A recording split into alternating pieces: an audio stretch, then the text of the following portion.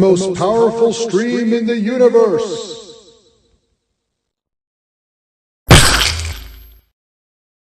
Hey folks, J-Man here, and today we're doing the most powerful stream in the universe, and we're looking at a bunch of He-Man and the Masters of the Universe cartoon episodes. We're going to go through them, we're going to share the screen and chapter through them and discuss them. We're going to talk all He-Man stuff today, so it's all He-Man today. Talk about the trailer more if you want toys. There's a lot of toys coming out. Our buddy Dan has got some of the toys, so he could actually show us some of them. So that's going to be really cool. A lot of great stuff to discuss. So thank you for being here. I appreciate it. Let's quickly go through what's coming up the rest of the week here. Every Monday is Earth's Mightiest Monday, and it's no different this Monday because we're doing issues 192 to 195, and they're all pretty good, especially this one here where they're fighting this Inferno guy. This was awesome. So join us on Monday for Earth's Mightiest Monday.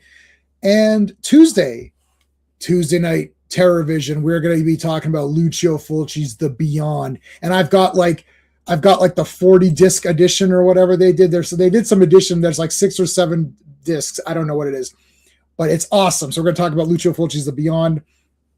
And then Wednesday, okay, you guys have been asking and you're getting it. G.I. Joe issues 1 to 4 this Wednesday. Listen, you better show up. I'll remind everybody later. There's only a few people watching. I'm going to remind everybody to show up on Wednesday because I'm going to do 2 episodes. Our buddy gave us a super chat last night. So we got a super chat from DJ, I think, gave us a super chat. And that super chat is definitely going to get you 2 episodes. But if you like these 2 episodes of G.I. Joe and you want more G.I. Joe, you got to tune in and watch and let me know and like and comment because I don't know what you guys want. Like I know that Avengers, you guys like that stream. You really like Fantastic Four. Looks like He-Man is doing very well. You guys have liked the He-Man streams. I don't know what you're going to think about the G.I. Joe streams. It'll be the same as the Transformers stuff, which we are going to do more of. But it'll be the G.I. Joe comics. So I need to know. So the way I know is by YouTube. They tell me. It says your audience doesn't give a crap about this video. Like I posted some comic review and it says no one cares. And I posted my Supergirl sucks and everyone commented on that and lost their mind. Well, some people didn't lose their mind. Some people were normal. So let me know with G.I. Joe. So that's on Wednesday, okay? Important. Note that down. Everybody knows Fantastic Fridays, so that's Fantastic Four, 4 issues, 204 to 207. I haven't read these yet. I have started reading G.I. Joe, and I haven't read them in a long time. So issue 2 of that with Quinn as this Eskimo agent guy or whatever, friggin' awesome. So we'll talk about that. And then 1 week from today, we're back for the mini comics. So next week's mini comics will conclude the old sort of original vintage mini comics. After that, we're going to do the She-Ra. And after that, we're going to do the New Adventures of He-Man mini comics. And then after that, I did get the 13 issues, Sean, 13 issues. Is that what it was of the He-Man? Yep. Sean's giving me the okay. I've got those. So we can do those as well. I was able to find those digital. Now, I don't know how the quality is going to be because those aren't available to purchase. These mini comics I purchased. So clearly the quality is amazing. So the other ones I got how I got. So we'll look at them, and if they're good, they're good. If they're not, what do you want me to do? I don't have those comics. I have issue 1. Actually, I have issue 1 of Master of the Universe, but I don't have physical copies of the others. And even if I did, I can't hold up a comic, right? Okay. Let's give a big shout out to the super friends. These are the friends of the channel, the members. So thank you to Dan, Steven, Sean, RR, Philip Story, Mark D, Digger Jim, Brennan, Quagnar, Just Joe, GT James, DJ, who's through his super chat has gotten you 2 episodes of G.I. Joe, Rogues, Backseater, Java James, Killer Pizza, Adam Moore, Big Raj, Al Davis. We always thank Clobbering Times as well. So put a CT in the chat if you're so inclined. He was a good friend and we miss him. And that is that. All right, let's start bringing in the other guys here so we can start going. Hey, Sean. Whoo. So getting ready here. I made notes too for this as well. So we're going to. Oh, yeah. Okay. Yeah. Let me get rid of this. I don't need that there. Okay. So we got a couple of other guys now. Let's bring in our co-host for a lot of shows now. You ever play roulette? Always bet on black. Hey, Steve. How you doing? Good. How are you? Good. Love the shirts, by the way. I got He-Man. Conan's close enough. Oh, Yeah, that's why I wear it. Yeah, that's okay. And listen, see, Sean, that's like bulletproof T-shirt because there's no way I can criticize. Like Sean can wear Conan to any stream. Like we could be covering Barbie and he wears Conan and he knows like, I can't say anything because it's a Noram. First of all, Savage Lord Conan's the greatest comic of all time, and Earl Noram has the best covers of all time. So it's like you can't say anything. Like if you wore any other shirt, you're like, oh, it's not the brand, but you can't. A multiple winner right there. It's a multiple winner. We went to go see. What did we go? So we went to a metal concert. I went with this guy, and he wore Black Sabbath. He didn't wear the bands. I think I wore the bands shirt, and he didn't. But he wore Black Sabbath, so that's the get out of jail free card because it's like it's Black Sabbath. Nobody's gonna complain. Oh, you're not wearing. You're not. I think we went to go see Sleep or something, and it's like which nobody knows about, and he's wearing Black Sabbath. I'm like, well, no one's gonna say shit to that. All right, let's bring in our buddy Dan, who's joining us for he's been on a bunch of times now, so we're allowed to make fun of him at this point. But it's open season on Dan. You can make fun of him. He's been on enough. If you're only on once or twice, then we're still kind of nice to you. But once you've been on a bunch of times, it's over. Now you get shit talked all the time. So let's bring him in.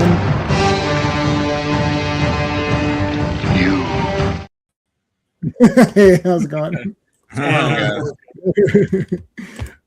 Al is here. Oh, by the way, hold on a second. Al's here. Our super friend Al is here. Thank you. And Fadakin is here. How's it going? Had so many episodes. Yes, there's a lot of great episodes here. But Dan is wearing the Rip 'em shirt, so we got to give the Rip 'em.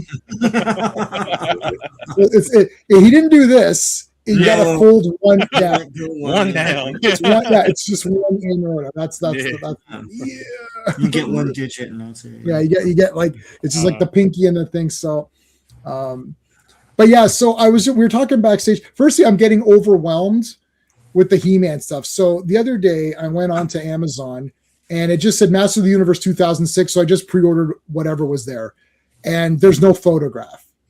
It's just the Mattel logo. And I'm like, I don't care what it is. I better just pre-order it. And I checked this morning and all that's sold out. So it's sold out without a photograph of what it is. It doesn't even say like Goatman figure. It literally says Masters of the Universe 2006. That's all it says. So I pre-ordered. I don't even know what I pre-ordered. It could be dinner plates or something. I think it's like an exclusive 4-pack of the figures. I think is what they were having. That must be one of them. Yeah. So I got that one. But again, you pre-order stuff in Canada and you don't get it. Like half the time it's like I pre-ordered Soundwave 400 years before. Like the second Soundwave came up, pre-order, didn't get them. I got Sure Shot. I got all the other guys. Who else came in that pack? There was a bunch of guys. I got all those guys. Didn't get Soundwave. And I mean, I love Sure Shot. I love Target Masters. But like, come on, I want Soundwave. Like, I don't have a sound. I don't actually have Soundwave in any form as a toy. Wow. I can't seem to get. I've got all the twin casts, like Blaster twin casts. I got like all that. I can't seem to get Soundwave, so it's really pissing. Like Astro Train got that pre-order. I went basically whenever Transformers comes out, I just go and pre-order everything because you don't have to pay on Amazon. And then when it's closer, I'll take a look and see what I can afford to actually buy. But I'm like, I better just pre-order it just in case. So I got Astro Train, Snarl, what other guys? A whole bunch of Shockwave, guaranteed Shockwave. I won't get them even though I pre-ordered them like 5 months ahead. That'll be gone, guaranteed. Right, because they're dicks. Anyways, 2 a.m. here. Whoa, how's it going? Hanging for a while? Wow. You watched it 3 times? I love the trailer for that. So anyway, so we were talking backstage about some of this stuff. And so Dan, let's take a look at, I know you were able to get that gold Skeletor. Can we make you full screen? And do you have that with you? Yeah. Let's take a look at that one here. So this is from the new core line. It's $10 here in America. And dude, this is a great figure for $10. The articulation is awesome. You get like a cloth type cape with him, which is removable, pop his head off. Right. And the new movie line is going to come out in this series too. I may skip Chronicles and get the $10 movie line because they look really good for $10. Yeah, I might have an extremely hot take, which is that should be the only line. what's happening now is, look, I love He-Man and I'm excited for all this stuff, but here's what's happening. I'm close to 50 years old. Hunting shit is the young man's game. I sit here and I pre-order crap. Right. The other day I went to Walmart. Oh, Sean, I got you a gift. I went to Walmart and look at what I got you, buddy. Oh, awesome. Yeah. So they marked these down to $5 because I would never pay full price and give something to Sean. They marked it down to $5. It's like, well, Sean's worth at least $5. So Sean's the clearance friend. We'll get the clearance. No.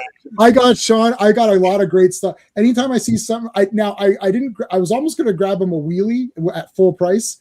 But then I wasn't sure if I should. I did get a wheelie for me. So if you still want a wheelie, they've got 100 of them. And that's not going anywhere, believe me. But I found Wheelie and I found Outback, right? So I'll if I can find them, then no problem. I'll get them. Yeah. Or if I could pre-order and it's very easy from Amazon, pre-order, right? Easy peasy. I'm getting messages from my Facebook groups. Go to Canadian Tire. Canadian Tire has the Chronicles. Canadian Tire is a hardware store. Why am I trying to now? I gotta go to Canadian Tire and then one guy's like, I had to ask the manager and all that. Dude, that's not happening anymore. Listen, if it's not a click away, it's not happening. But hold on, super chat by R. Thank you, my friend. Breaking news: Gondor calls for aid, and Rohan will answer. Yeah, 3 days ride for Gondor. It's like that. This is He-Man, not Lord of the Rings. But Dan, in case if you didn't know, RR is in the Hobbit movie. He actually is in the Hobbit. Oh, sweet. So I brag for him. I brag on his behalf for that. Awesome. So this is He-Man. So the first super chat on a He-Man stream gets the He-Man punch. So where's the He-Man punch? So thank you, RR. Gave you the He-Man. Boom. I appreciate that. And how about a Tila working out? That's always cool.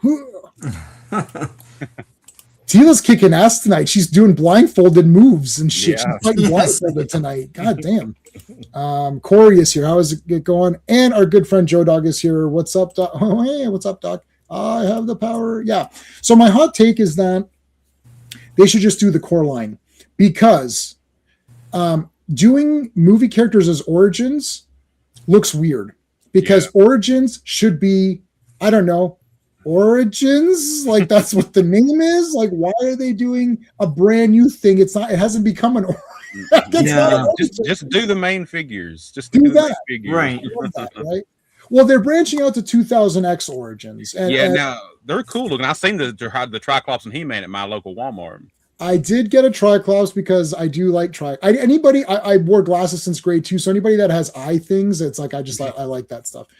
It's just like, well, you wear glasses. It's a glasses wearing thing. It's like the eye people are the cool guys. Anyways, so I did get a Triclops. So 2000X Origins is fine, right? That's an Origins Grayskull that Sean got me.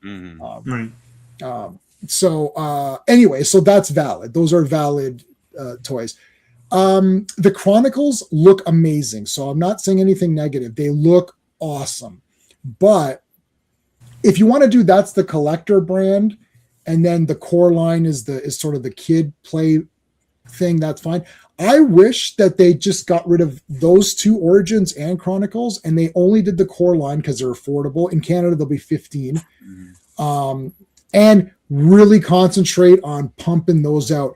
That Skeletor that you showed looks very good. I've seen reviews, obviously Pixel Dan and whoever those guys are, like that do the reviews of the toys. They look very cool to me, these ones, and I've seen the videos and everything. They look cool. They're affordable. That's what He-Man always was as a kid. He-Man was, because like Transformers were the expensive ones. You could maybe get some of the smaller guys, right?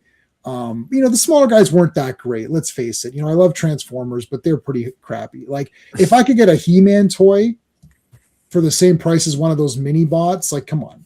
Like, I mean, that's a no-brainer. He-Man is like that toy's way better. And G.I. Joe's clearly better than like easy. It's that's a no-brainer. Nobody's saying it. Now, the bigger Transformers are pretty awesome.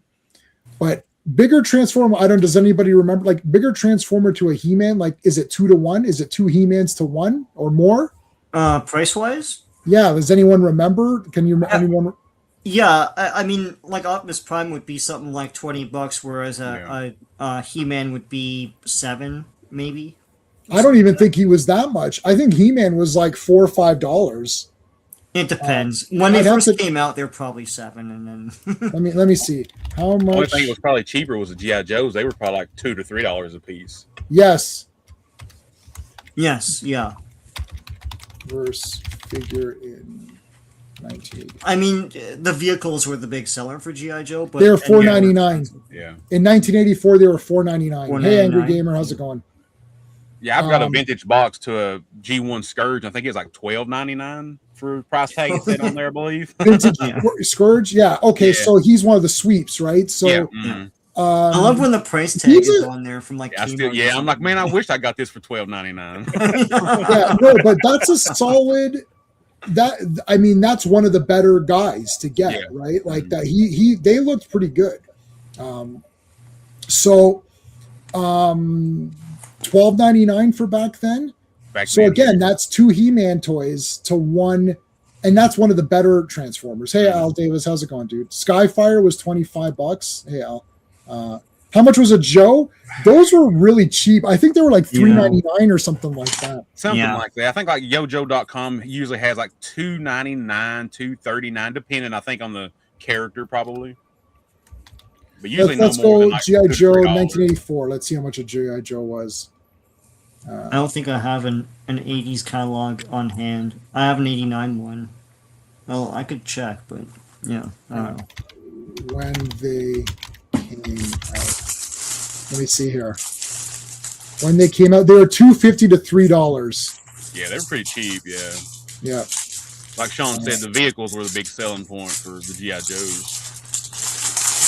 And even then, the I like vehicles weren't that Skeletor. expensive. Yeah. Does everyone? I like Skeletor's voice. You know, I'm not. There's no pure He-Man thing. I was chatting with some people. We'll get going in a minute. I was chatting with a lot of people on the He-Man trailer, and one guy in the Facebook group says, "I'm sorry, but this movie looks terrible." So I responded, "I accept your apology." I don't know what to respond to that. It's like, what do you want me to say? It's like, Yeah. okay, I Yeah. don't care. To me, again, and actually, oddly enough, my Supergirl is garbage trailer reaction. People are either just 100% with me or they're 100% against me. But out of the 100%, or not 100%, it's like they're either with me or for me. And the ones that are against me on Supergirl, where they're thinking it's good, some of those people have actually become subscribers because I talked them into it. I was like, okay, hold on a second. I said, watch my other videos. And then one guy's like, you know what? You're positive on He-Man. He's like, so you're not just a rage channel. I was like, no, I'm a normal person. It's like, I'm pumped for He-Man. I'm not pumped up for Supergirl. I don't know what to tell you. I shared one of your videos on the Discord channel, and that's what one of the people on there said. They said, "Oh, he's just a rage channel." No, he's not. Yeah, You they do think just that. looked at the thumbnail. You didn't actually watch the video. He's not a rage channel. Yeah, and I don't do the rage. I do the rage thing if I'm enraged about something that I don't like, but not. Yeah, it makes sense. Yeah, I think the rage channels look for things to be raged about, even if they're not. That was so. My point back to this particular person who ended up being a very cool guy. There's about 2 or 3 guys that were against me that ended up kind of being very cool about it, and we kind of came to an understanding. And anyways, but for He-Man, I've been getting a lot of positive feedback, and I think a lot of people are excited for this. Our second super chat buddy, wow, watched Master Unit trailer with my wife, who's ultra normie. Okay, yep, and not an MOTU fan. She was impressed. Mark my words, sleeper hit. Yeah, I think it's going to do. I don't know if it does 750. That'd be awesome. I'm not sure if it will, but hopefully I don't know. it But, does. well, everyone counts out the international appeal of Masters. That's It's true. like, if you're into like 80s and 90s foreign movies, you probably have seen 4 or 5 different He-Man references back in the day. It's like it's in Hong Kong movies, it's in Filipino movies, it's in Indian movies. My wife watched. My wife watched it in India. Yeah, they She watched him translated in that India. into so many different languages, and it hit all sorts of different regions. So they're excited too. So I mean, don't count that out. It'll be interesting to see what happens. Yeah. I think they will. like Friday. Oh, like Friday night. Oh yeah, they don't like things. Hey, how's it going? Joe. I don't know how to say Joe. I don't know how to say your name, but thank you, Joe. I'll call you Joe. How's that?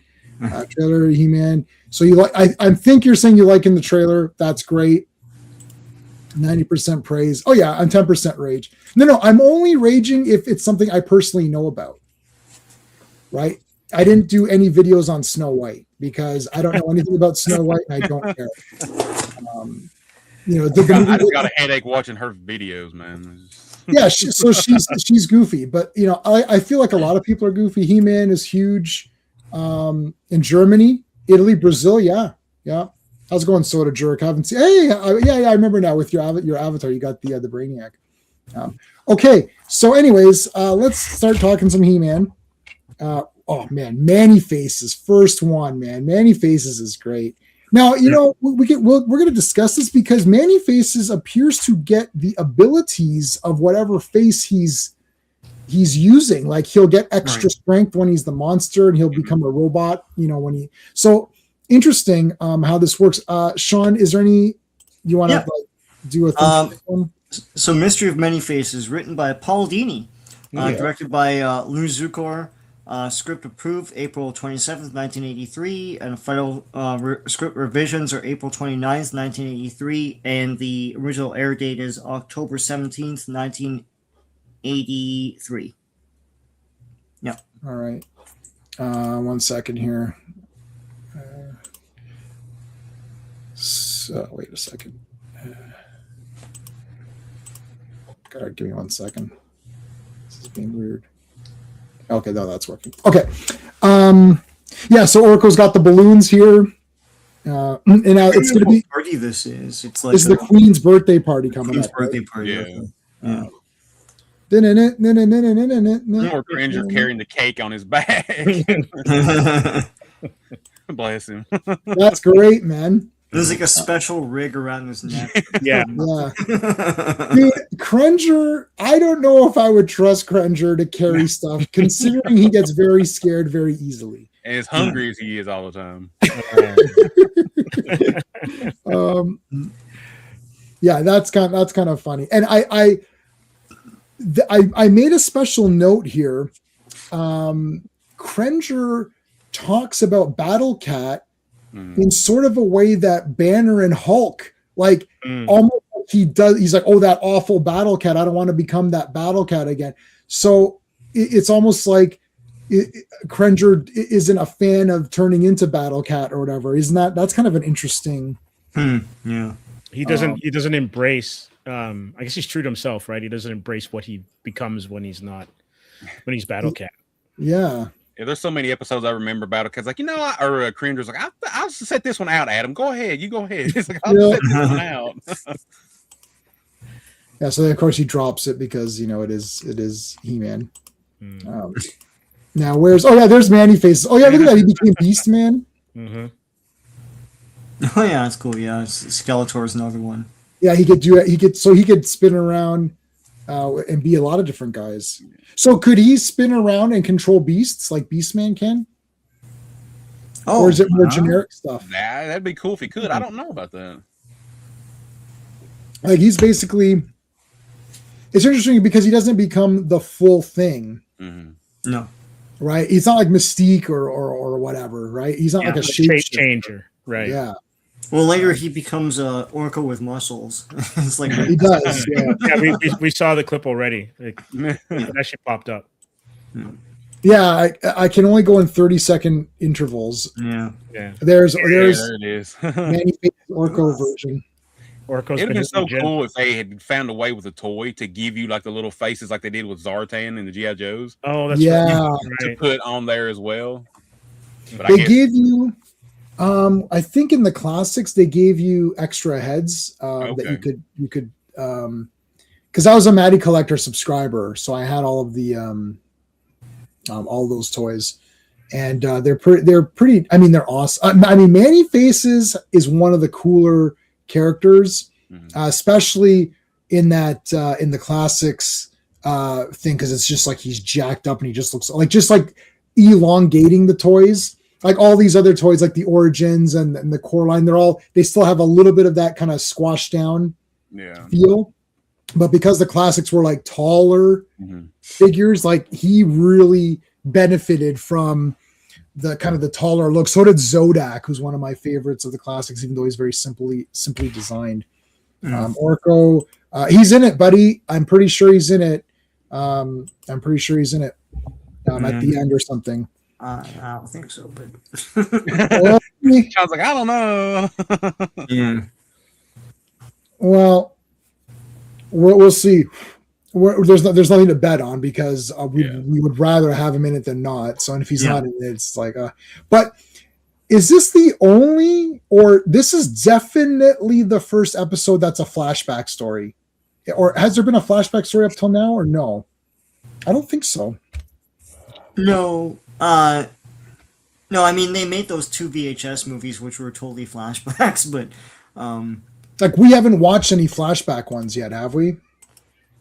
No, as a framing device of some sort. No, I can't remember. No, because I don't remember a character getting this. Like Manny Faces must have been something very exciting for them, because to have this episode be his full origin and say like, oh yeah, he used to be this bad guy. Here's his whole thing. Like normally guys just show up and oh look, it's Ram Man. In the mini comics, Ram Man had a great intro story. Triclops had a great intro story, probably my favorite. Trapjaw had a very cool story. This is like in the cartoon, it's more like, oh look, there's Stratos. Yeah. Like, oh. In terms of like an origin story, yeah, this is like I can't remember another character being introduced this way. And Zodak just popped in and was like, I'm Zodak, I'm new to you. And it's like, okay, well you suck. But was he meant to be bigger as a character? Is that why he got this backstory? And I don't know, because this is crazy. Like all of a sudden, it's like this big super backstory, and it's actually very cool. Like, yeah, Paul Dini probably just like liked the character or something and wanted to do. Right. And I'm assuming this came before that mini comic, which is similar to this. Which comic did that happen, Soda? The I newer think ones? it's in the original run. Oh. Yeah. Well, I haven't read the original run, so we're reading it now. We're reading it now, guys. That's the point. Yeah. I see. I actually just do whatever I feel like. I'm like, I feel like reading GI Joe, so I'll stream about it, and then that makes me want to read it. Hema hated Serpentor because he just foisted on him, and it had nothing to do with his world that he created. So because I mean, Serpentor's back in 300 plus in the 300s now because he's Well, he's Mama brought mellowed. him It's been back. 30 years or whatever. That's Cyclone. So you're talking about Cyclone? He had like yeah. That lenticular. No particular thing, yeah. I mean, Trapjaw, the toys look awesome. Every Trapjaw figure has looked awesome ever. Like Trapjaw is one of the ultimate coolest guys. Okay, so the backstory is that you got these widgets, these loser widgets. Remember they were pacifists or something stupid, or was that somebody else? It's like no, that was somebody else. The widgets aren't pacifists; they have weapons and shit. But like they're just hanging around doing widget things, which is I don't know, whatever the widgets. What would a widget? No, how much widgeting would a widget widge if a widget would widge or something? I don't know. So the widgets are there. Remember, there's like the very voluptuous widget. Yeah, she's here. Yeah, she's got the low cut. Like, what's going on? It's like I feel like a gap in her teeth, and yeah. I think I like the Prairie People better than the widgets in my opinion. Right, from Brave Star. From Brave Star. Guys, if you've watched Brave Star, put in the comments who you like better, the widgets or the Prairie People. I think the Prairie People are better. I'd have to go with the Prairie People. Yeah, they're cool. Yeah, see, look, these guys hiding pots and shit. Like, come on. And they're like weirdly off design. Like they look like they're drawn by a different artist entirely. Yeah, it's so weird. Yeah, like they're not part of it or yeah, the facial design is completely different. Like, So from another design pack or something. Yeah. Like in Thundercats, everyone had that big nose. like everyone because they're all they're all designed by the same dude, right? All So- right. Right. I think that is a hot take. The second one was the better one, wasn't it? Or no? Cobra Can't Commander remember. definitely looked better in the second movie than he did the first one. and he acted like Cobra Commander. Yeah, I mean, the Rock as Roadblock was okay. He was all right. Yeah. Yeah, I mean, those movies are okay.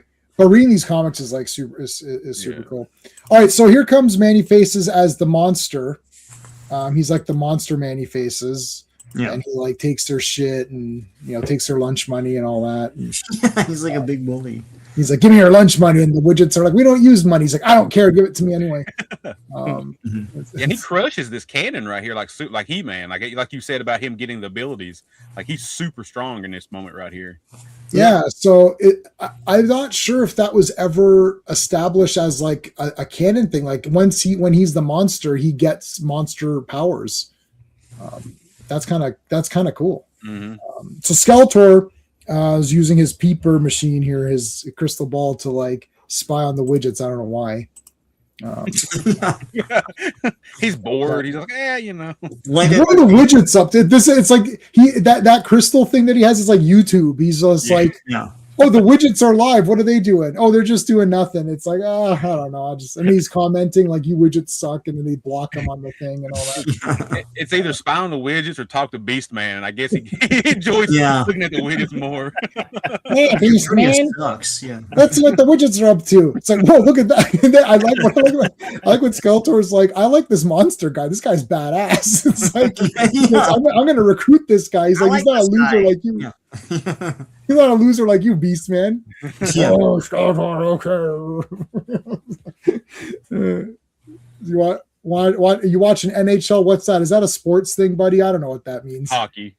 Oh, NHL's hockey. Yes, We know that. Yeah. Not watching it, but go Habs, go.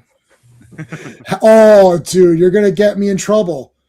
Nobody likes Montreal. No, the That's like the Habs most are better than the Leafs. So. That's like the most hated team. I remember at work, because I would walk around to piss people. I would troll people at work and be like, "Yeah, Montreal, baby, I can't wait." And they're like, "Oh, what are you talking about?" They're getting all mad. I'm like, I literally don't know anything about hockey. It's like, I said, I only know that you don't like Montreal, so I'm going to pretend that I do just to annoy you.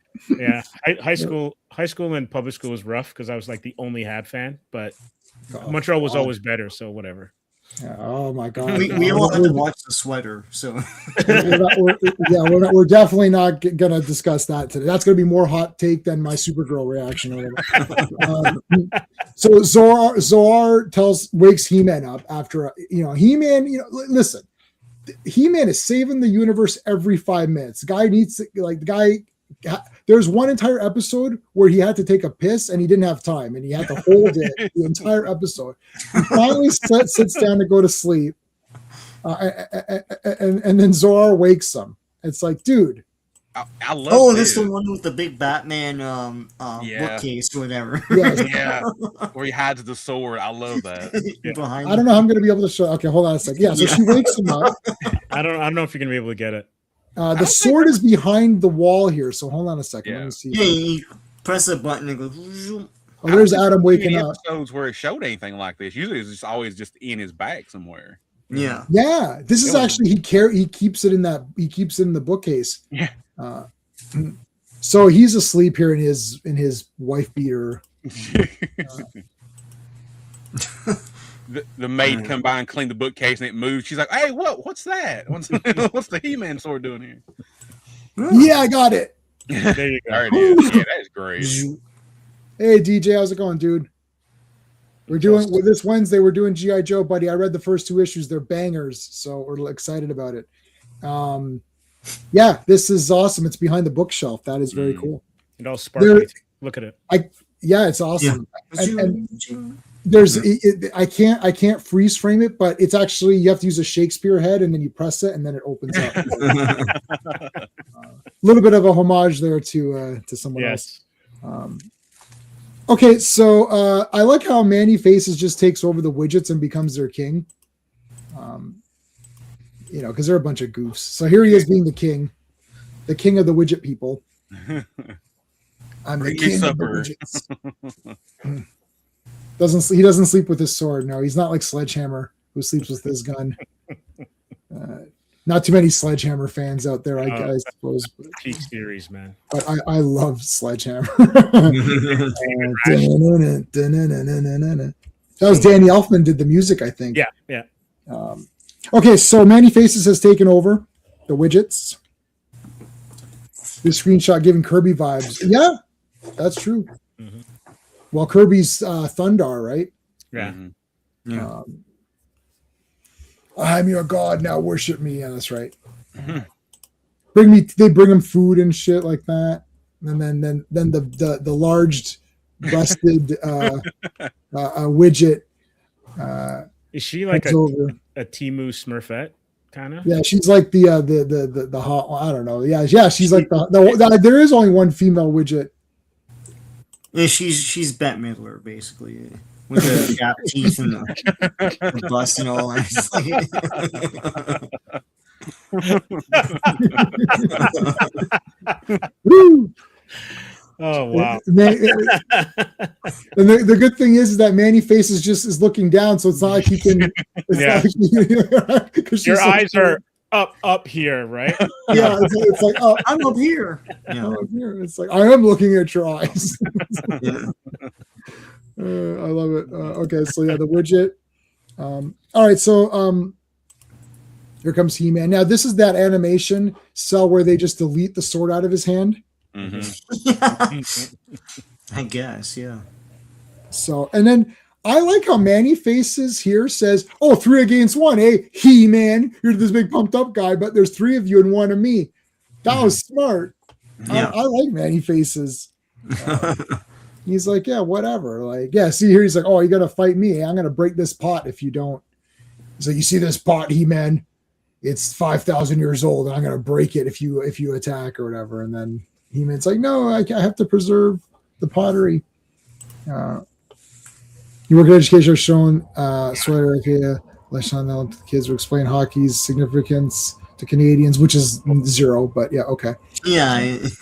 No, stop it. It's not what it is for football in America. That's way bigger than hockey is in Canada. Yeah, I would agree with that statement. Yeah. Not knowing anything about football or hockey. I don't know, Sean. That's debatable. Because we have one sport. They have baseball. That's true. They have baseball. Yeah. But they go gaga over football. Hey, K-Man. Olympic hockey here or Stanley Cup Finals. If a Canadian team's in it, we're bonkers up here. Yeah. But for the All Blacks, that's huge down there for rugby. Yeah. All right, so here's the duck soup homage with the pot on the head. They should have drawn a face on him to just like they did with Groucho. So Skeletor noticed Manny Faces and really appreciates his, anger, monstrousness. So he gets the collector and collects Manny Faces. I don't know if we're going to be able to get it. Oh, look at that! That's a great face off. Manny Faces, yeah. I like the face off here. Yeah. Oh, that's cool. Yeah. Listen, Manny Faces. This is the UFC. Yeah, that's the press conference or whatever. So Manny Faces, what are you gonna do? I'm gonna take him down. It's like he's take him down in 2 minutes or whatever. It's like, oh, what you gonna do? What you gonna do, Manny Faces? It's like, I'm gonna bring down all the power of Grayskull upon your head. All right, so Skeletor picked him up. And there's the widgets. Like, she's always angry. I feel like she's high maintenance. So, sorry, I missed that. Where is the sorceress? Because she's not supposed to be outside the castle. Unless she's in the form of the bird, right? So yeah, but then she's just standing there. Yeah. I think she's materialized, and so it's not her. I don't think she's there. And she says, like, He-Man, Manny Faces isn't really that bad. It's like, isn't he though? No. If you look at the back of his packaging, it says heroic warrior. Oh shit! Yeah. It's like, shit. I didn't know that. I thought he was a bad guy. No, he's a good guy. He's just, there's a sad story behind him. It's like, oh, okay. He just feels that he's alone in the world and all that. Yeah. So what's Zodak? Oh, he says heroic warrior, but he's really neutral. But we couldn't use that word because kids don't know what that means. I think Zodak. Check to see if you have any of that, Sean, because I think he was a bad guy I think he may have been a bad guy. He was in poster art and stuff. He was a bad guy, but I think he was heroic warrior or something. No, I think maybe he was Cosmic Warrior. Cosmic warrior. Yeah. Maybe that was a way to get around saying he's no neutral. Right. Yeah. We don't know why we made this character, but here we go. He's Metron. So Many Faces says he works alone. He's like, I don't want to work with you losers. See, he's like, I work alone, Skeletor. But this is great. He becomes the Beast, and then Beastman is able to control him. That was awesome. Yeah, that's cool. So we talked about he gets the powers. So he's controlled by Beastman. We just said that. I love how Skeletor says, hey, Beastman, once this guy beats up the widgets, he can be your slave. And Beastman's like, oh, I get to boss someone around. I'm so excited. So that was kind of a funny thing. I like Beastman. Okay, so let's continue on here. All right, so there's Grayskull. They're going to go to Gray. Oh, there's a good shot of the Collector. Mhm. That's cool. Was that Yeah, ever I like a toy? No, it is now, but not before. Yeah, 2 years ago they made one for Origins, but they never made it in the original line. Even though they pump it up, they give it a name. It's like from, I think, one of the first episodes. It's like, oh, I've got the Collector, and it's this big highlight of the Collector, and they never made one. So, Right. I don't know. Yeah, so there's more here. Steve, read the chat. There's some guys talking about sports or something. I like in that scene earlier when Skeletor's talking about Beastman's taking control of Many Faces. Beastman's like, yeah, finally somebody that I can boss around. Yeah, I love it. I'm gonna boss them around.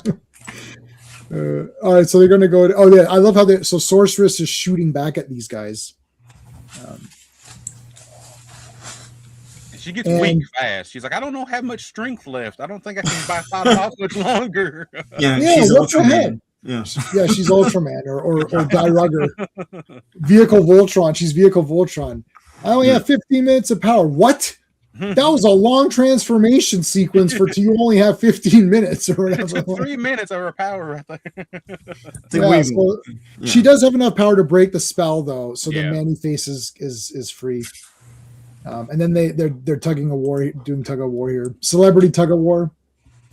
And then it's like TV's Bruce Valanche is on the other side, and Shadow Stevens is on the other side of that.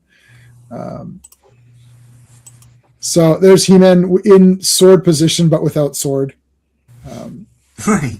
Yeah. So Many Faces is going to go beat up Beastman now because he controlled him. And then I love that so here he's going to beat him up. And she's like looking a bit drunk there, like she's going to fall over. And then here's what, so Skeletor, the Collector, falls down a pit. Yeah. Many Faces learns about being a bully. I guess. That's not the moral, though. That's not the moral, though. No, yeah. But they do name him. So he has no name, so they call him Many Face. Orko names him Many Orko Faces. names him, yeah. Yeah. And then he becomes an actor, and he stars in Many Faces Impossible, and then Many Faces Impossible 2 and 3. Yeah. And then 3, Many Faces Impossible 3 was terrible because it was directed by a crappy attorney and director who's a hack. And then he came back with part 4, and then like the last one he did in 2 parts, and they're like, "Oh, Manny, why are you doing this one in 2 parts?" He's like, I gotta. Yeah, he can only play roles that have a toilet bowl helmet thing on. So he's very limited. Oh man. It bugged me. It always bugs me a little bit with him in cartoon because they never animate the little knob on his head. Oh yeah. It looks like something's always missing in his animation model. Yeah, just put a red cap on there. That's all, it just looks weird. Yeah, there's him doing acting with a cape on. Oh my god, he's amazing. And the lesson is how do you learn your lines? What the hell? Yeah, I Oh, rehearse and practice. yeah. That's what it Say is, goodbye. yeah. Say goodbye. Say goodbye. I Yeah. just remember saying Yeah. goodbye. Goodbye. It It's worked. like, Dun. how do you get to Carnegie Hall? Practice. Practice, John, practice. All right, the Keeper of the Ancient Ruins. All right, Keeper of the Ancient Ruins was written by Lee Robert, directed by Bill Reed. Script approved May 16th, 1983. Final script revision is not available. And this was first aired October 18th, 1983. Yeah, she's Coming up on she's- Christmas, All right, the Keeper of the Ancient Ruins. Space, a lot of good space shots in the beginning here. Well, yeah, it's a full minute of just panning through like different backgrounds. Like you really killed a lot of time there. Well, I like the music in it too. I thought the music was very cool in the beginning here. I like the space shots. They land on that desert town. Would have been great to see Brave Star there or something. That would be awesome. Yeah, that'd been good. See a ship fly by. Yeah. So Man at Arms is creating a meal, like a converter. So basically, you throw sand and rocks and shit into it, and then it makes food or whatever. It makes like a beef jerky chunk or something. And he's like, Yeah. that's really good. It's like almost like RoboCop kind of food. It just I love, Yeah.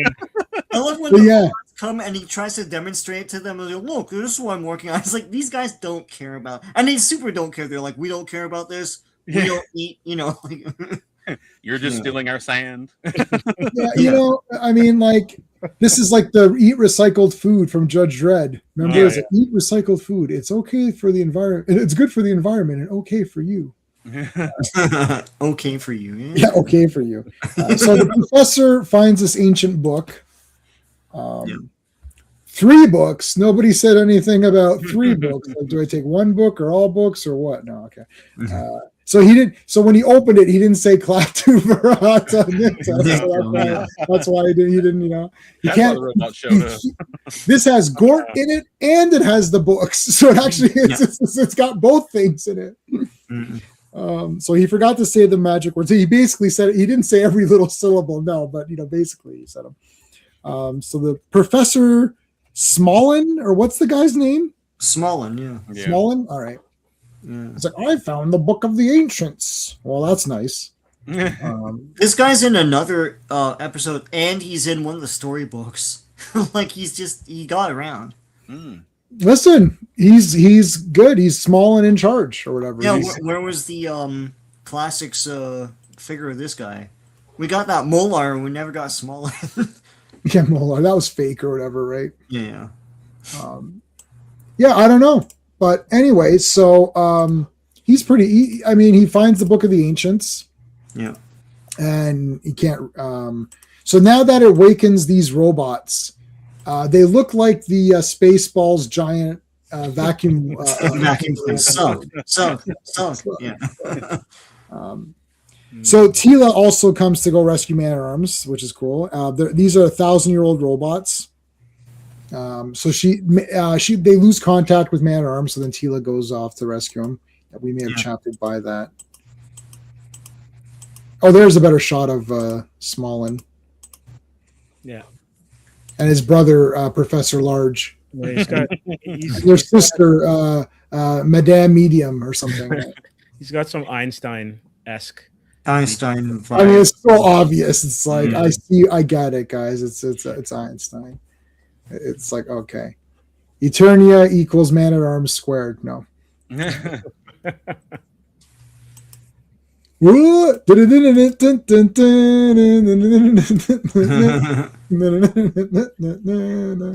love this because you get like a new area of the palace, like the communications area. You finally get a new spot. It's like, okay, this is a brand new area that we're finally introduced to. Expanding the mansion, the castle, and everything. Yep.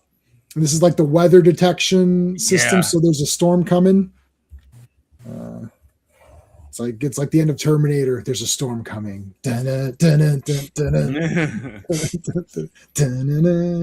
Yeah, he was pretty nerfed. Yeah, I think you know what, man. I like once we're done all these, we should do a tier ranking for the characters because like Man at Arms, man, I love Man at Arms, but man, he makes some shit and it's okay sometimes, but like sometimes some of his stuff is whatever, man. Like so I don't understand. What am I supposed to do with this? Throw dirt in it, okay? But I mean.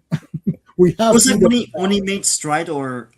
I can't remember who it was that wrote it in the DVD extras. He's like Stridor is just a horse. It's just he just made one, but it's just a horse.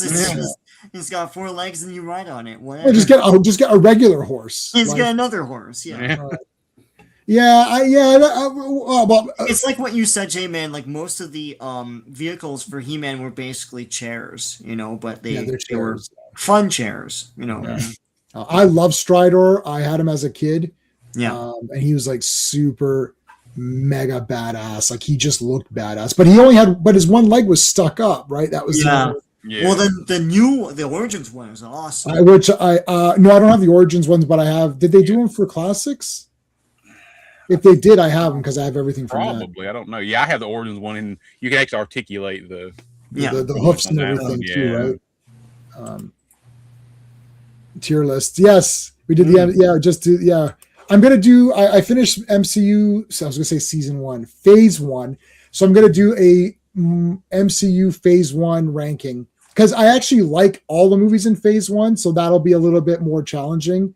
I mean, we know what the best one is, but whatever. Or do like a pre-MCU Marvel. It's like everything back to that'd be cool. The Reg Brown caps and all that. Well, Reg Brown, Red Brown. Red Brown. Yeah, sorry, Red Brown. It's Reg Park. You combine them, Sean. You combine Hercules and Captain America. So out of those old school ones, Sean, Spidey and Hulk were the first to hit TV? Like out of live action? Well, technically Cap because in the Timely days they did the serials, right? Got it. That's right. I have the serial. Yeah. Those were good too. And I think I have that on Blu-ray. I used to get those from the library. Now that I remember it with my dad, we'd get them actually the film reels and bring home the projector. And you have to cut the film. Yeah. I love the Hulk. I have good. Oh yeah, there we go. What do you got? That's awesome, man. Yeah, I love DVD box set. I've got that. Yeah, I got I actually was buying them individually. As seasons as they were coming out. I should get they did a Blu-ray of it. I think Steve got the Blu-ray. Steve then got the Blu-ray. Yeah. It was very well. He said it was very well done. I might just get that. I'm gonna put that. The pilot still works as like an absolute horror show. Like it's a great horror, like 2-hour horror movie. It's amazing. Yeah. I remember when he was getting married. That was a big event. Oh yeah. Like the big cliffhanger. Yeah. It was with she used to do Polaroid commercials with James Garner. I can't remember her name now. The actress, a blonde woman. Yeah. I remember I seen her in a MASH episode. Okay, so the robots protect the ancient secrets and they don't eat or drink. That was the other thing that was mentioned that we skipped. Yeah, well, I mean, I always love Cringer with his one snaggle tooth. Yeah, that's cool. Thanks, Classic. Marriott Hartley. Classic. Cap show, with the transparent shield. That is correct. It was like a frisbee. These robots are kind of lame. They're kind of Jetsons-esque. Like if the Jetsons and the Daleks had kids. Like that Jetsons robot, whatever the maid. Yeah, the maid woman robot. Yeah. So there's a storm. Put the butt brain in the robot. Yeah. There's a storm coming. And Trapjaw is actually monitoring these guys. So there's a few of these tonight where there's a few villains kind of go it alone. Yeah. I want to talk about this part for a second too. So Trapjaw saw them crash, and he's going to go alone to figure out what's going on in the ancient city. So Adam and Teela were trapped in the Wind Raider. This whole thing, yeah. And this is crazy. I forgot about this scene. And I'm going to see if I can try to get this. I don't think I'll be able to. But he says by the power of Grayskull while he's sitting. Oh, yeah. So there's two weird birds tonight. This is the first weird bird. It's like a rooster comes and gives them knowledge, and then they don't really explain that. That was so weird. Yeah. So He-Man is sitting and they're falling down, and he said, he's sitting and he says, by the power of Grayskull while sitting, to break out of the Wind Raider. Yeah. And then he's like, Sorceress, I need help. I need knowledge. So then she sends this bird. Yeah, because Teela got wounded. She got hurt in a crash. Yeah. And then he goes, and then his eyes glint, and he's like, I know what to do now. It's like, I don't know. Couldn't the sorceress just tell you what to do? Like, I don't think we ever see this bird again in the cartoon. No, I don't think so. The knowledge bird. Yeah. Yeah, where's the classic of this thing? Yeah, exactly. maybe they did make it. I don't know. They made a lot of weird guys. I wrote Strange Bird gives wisdom to He-Man. Okay. But I do like the storm parts here. He's going through the storm and stuff. That's cool. Yeah. I love that the storm is coming and he literally like cuts the ground open. Yeah. Makes a revolving sort of hatch. Yeah, to catch the storm. Opens it halfway, and then the storm goes into the hatch down the hole. Because that's how storms work. It's like, the storm America's experimenting with big holes to just put a storm in. Right? Yeah, he cut open the ground and lifted it, and the storm went in, and then he shut the storm down underground. And he says, like, the storm is underground now. It's like, I don't think that's how storms work. Maybe in Eternia, but like... Yeah, that's solid Eternian science. Yes. It's solid. Well, listen, that's right up there with the three suns hidden within New Texas. Oh, that's true. In Bravestar, it's so stupid. Yeah, they shrank the suns. You're like, okay. Thank goodness they weren't on New Texas, because he would have just killed the prairie people putting the storm underground. Nation Bravestar, a big man just killed all the prairie people. Poor prairie people. Like, where did the storm come from? It's like, well, you prairie people are kind of annoying, so walk it off, prairie people. So they froze the professor, the robots. And they freeze them in time or whatever. Yeah. And so one robot is damaged, and Man-at-Arms, being a good guy, goes to help the robot anyways, even though they're mean to him. But he needs his tools. The robots don't trust mankind because of whatever fake reasons they were, There's the bird. And Teela wakes up. It's like, oh, I'm awake. Adam didn't do anything to me while I was asleep? No, he didn't do anything to you. It's fine. She's like, I don't know. I feel a bit weird. No, it's fine, Teela. It's fine. And then that was a weird. That was a weird, yeah. Oh yeah, there's Trapjaw. Yeah. With his short, I don't like Trapjaw's short arms. Yeah. It's like nee. I'll attack you. It's like, I don't know. I don't think he will.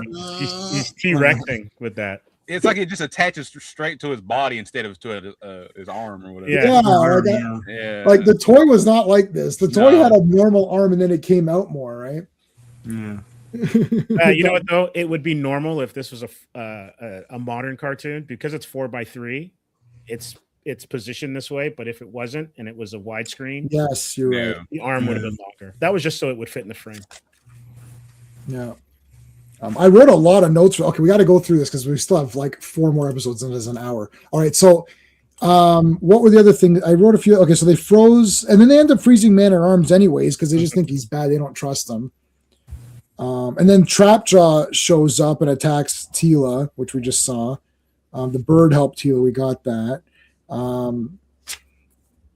Okay, so the robots try to allow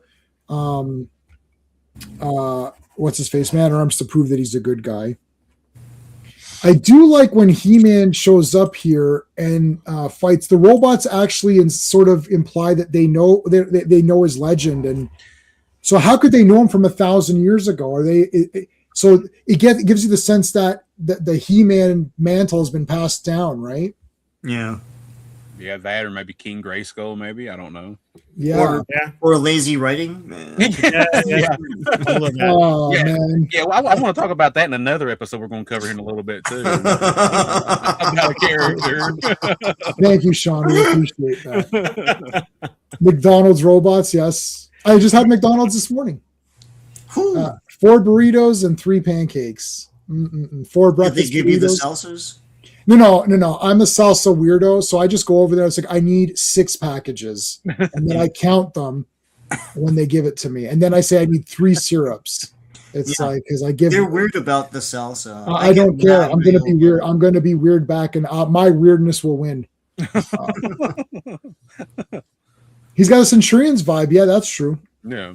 Yeah, because you could fit stuff on them. And, yeah.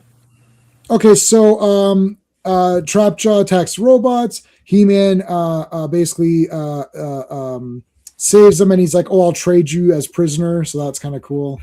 Does the big trade-off, or is going to. Then they freeze Trapjaw. Yeah. I like how He-Man's like, "Oh, Battle Cat's right behind you," and he's like, "I'm not gonna fall for that old joke." And then Battle Cat's like right there. Then the robots freeze Trapjaw, and Trapjaw goes to prison. They actually acknowledge that he's going to prison. And then the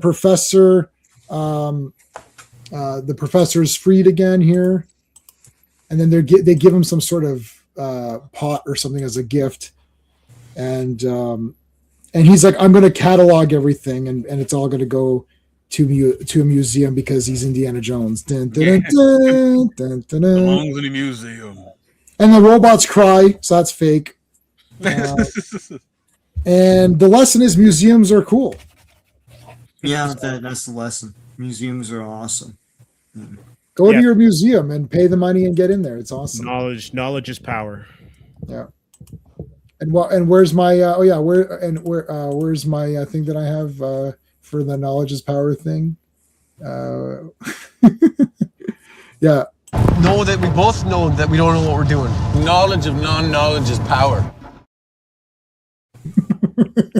Knowledge of non-knowledge is power. So they know that, because we both don't know what we're doing. Right. Knowledge of non-knowledge is power. So we know that we don't know. So that's powerful. Because you guys got to watch them. That's part 2. But both movies are awesome. And actually, Diener 89 is great. Diener 89 was my favorite movie of 2024 or 2025. Like, literally, that was my favorite movie. I saw it alone in the theater by myself. Nobody else has seen it except me.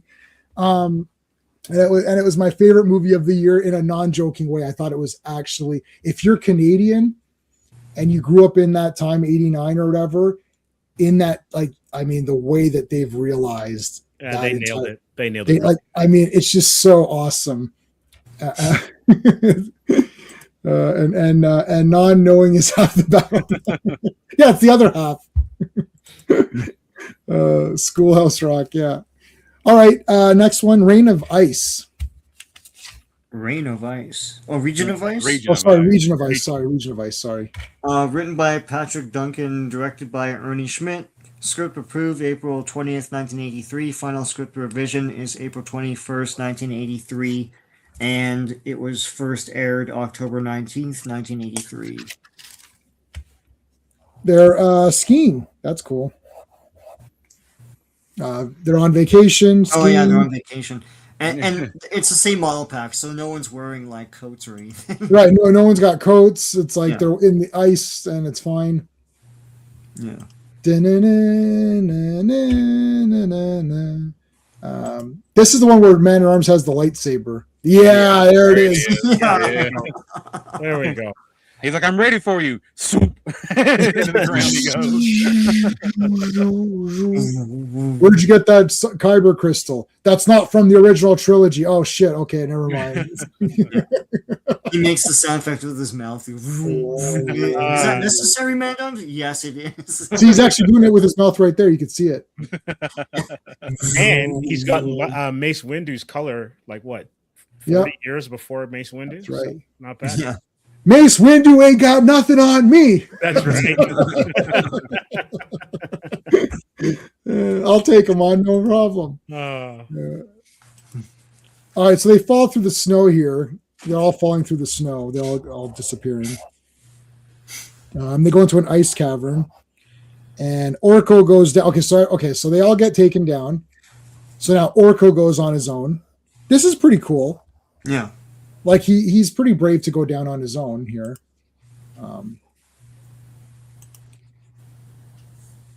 You think so? That'd be awesome. All right, so there's He-Man frozen. So He-Man was about to do the Power of Grayskull, but then didn't get a chance to. So he's frozen. So I think this is the one where Orko pretends. Yes. So so everyone's been captured as bait, but Orko goes down and pretends to be He-Man because he's never seen him before. Yeah. Yeah. This guy. I've never seen He-Man before. I didn't collect any of the action figures, so I don't know what he is or whatever. And then Orko's like, I'm He-Man. He's like, I don't believe you. Would you believe He-Man's brother? No, I don't think so. How about He-Man's second? How about his second cousin's neighbor? You got to do it like. Would you believe? Yes. It's like, I'm He-Man. I find that a little hard to believe. Would you believe his brother? No. How about his long lost neighbor? So he does believe him, and he fights here. So Orko kind of, sort of, is able to kind of prove it a little bit by luck. And he's like, "I'll save your daughter." So Skeletor has captured this guy's daughter, and he's like, "I'll save your daughter." And then you let these people go or whatever. He's like, but I'll need assistance. He goes, at least free. I like Orko's because he's like, no, free, go save her first, then I'll free them. He's like, okay, well, can you free one of them in good faith? You know, I need help or whatever. And then he asks for Adam. I thought this was very smart. I like Orko using his magic, but also being smart about stuff as well. Yeah. He's like, why him? He's my assistant. Yeah, and they can hear him, so he doesn't know. They don't know that like he can still hear. I'm wondering if like the king is thinking, why didn't you free Man at Arms? Yeah. Like, why would you free my son Adam, who's a complete loser? But like, you know, whatever it is what it is. Okay, so they free Adam. He's like, okay, go and rescue my daughter. It's like, all right, who you want to free? I want to free that guy on the end. Look, that guy in that lousy pink sweater. He looks like a guy in pink with the purple Speedos. And what about the king? He's been more important. Or what about that? What about that guy with the armor or the babe? Like, get the girl at least. No, I want that guy at the end. The Burger King. Yeah. Get the Burger King. So he frees him and he becomes He-Man. Yeah, Orko's like, I'm sorry I pretended to be you. You're not mad, are you? I like that He-Man says you did what you had to do. Yeah. I thought, you know, He-Man's pretty cool about that. He's like, yeah, you did what you had to do, man. Well, it's clever. It's like, because the guy doesn't know who He-Man is, he then makes this whole bluff. Like, Orko's pretty good here. Yeah. You know, this is a good Orko episode in his. Like a comic relief guy. Yeah. Yeah. So they go to the mouth of Snake Mountain. Trapjaw's on guard duty, even though he was just arrested. Trapjaw, weren't you arrested? I got freed on a technicality. I love the intercom that Skeletor has right there at the mouth. Yeah. Trapjaw, you boob. You see anything yet? No. I swear, like they've got to have Jared Leto call one of them a boob or something. That'd be all. That would be cool. That would be cool. You boob. It's like, so Trapjaw's on guard duty there with Skeletor and Beastman. Look at Beastman. Poor Beastman. I know, it's like you start feeling bad for some of these guys. You're like, what's his therapy bill like, man? I mean, yeah, so Psychor or something, or no, what would he be like? Call that bird in for him. That bird needs to give him some advice. Yeah, that knowledge bird. Yeah, you can go see Doctor or something. Yeah, there you go. Doctor. Yeah, Doctor. And it's like, oh, Beast. Oh, Skeletor's yelling at me again. How does that make you feel, Beast Man? Writing it down. Would you say that when Skeletor is around, you feel A, more confident in yourself, or B, less confident? I feel less confident when he's around. So Beastman's supposed to be guarding the woman. Yeah. And I love that Trapjaw gets tied up here and he's dangling off the side of the tooth or whatever. Yeah. Oh, that's a good shot of Beastman coming over. Yeah, So Trapjaw. Sorry, Dan? I said this is a cool shot of the animation of showing Beastman walking down the corridor. I like that shot right there. Yeah. They use the rotoscope model, but for Beastman, which I don't think we see enough of. But, yeah, that's true. I always hear people complain about Filmation's animation being kind of simplified, but I love it. I think at the time and even today, it still looks great. It looks cool. Yeah, and all the rotoscoping stuff was cool. Like I love how they rotoscoped the ships in the Flash Gordon cartoon they made. That was awesome. Oh, yeah. But the important thing to them was Lou Scheimer was trying to keep animation in America. In America, yeah. And that's, I mean, they were able to do that, employing all these different methods, right? Yeah. Slipping on the ice here. Whoa. So Trapjaw ate he was trying to eat his way out or whatever. Oh yeah, He-Man's got that pole. He's like, this is the 10-foot pole I would not touch you with. He eats it or whatever. He eats a couple of feet of it, yeah, and then he hangs him with it. That is an awesome shot. He's tied up and hanging there. That's cool. Out there they are. I'm gonna raise the temperature. So Skeletor's raising the temperature on the girl because they like ice. So he's making it warm for her.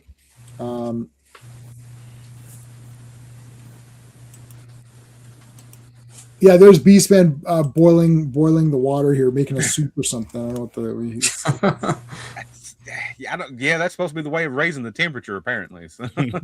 Yeah. And then she makes this ice wall, which is cool. All right.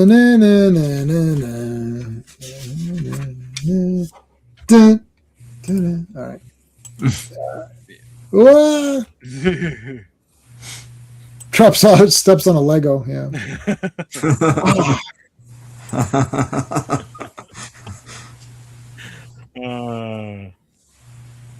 Yeah, that's true. You get what you pay for.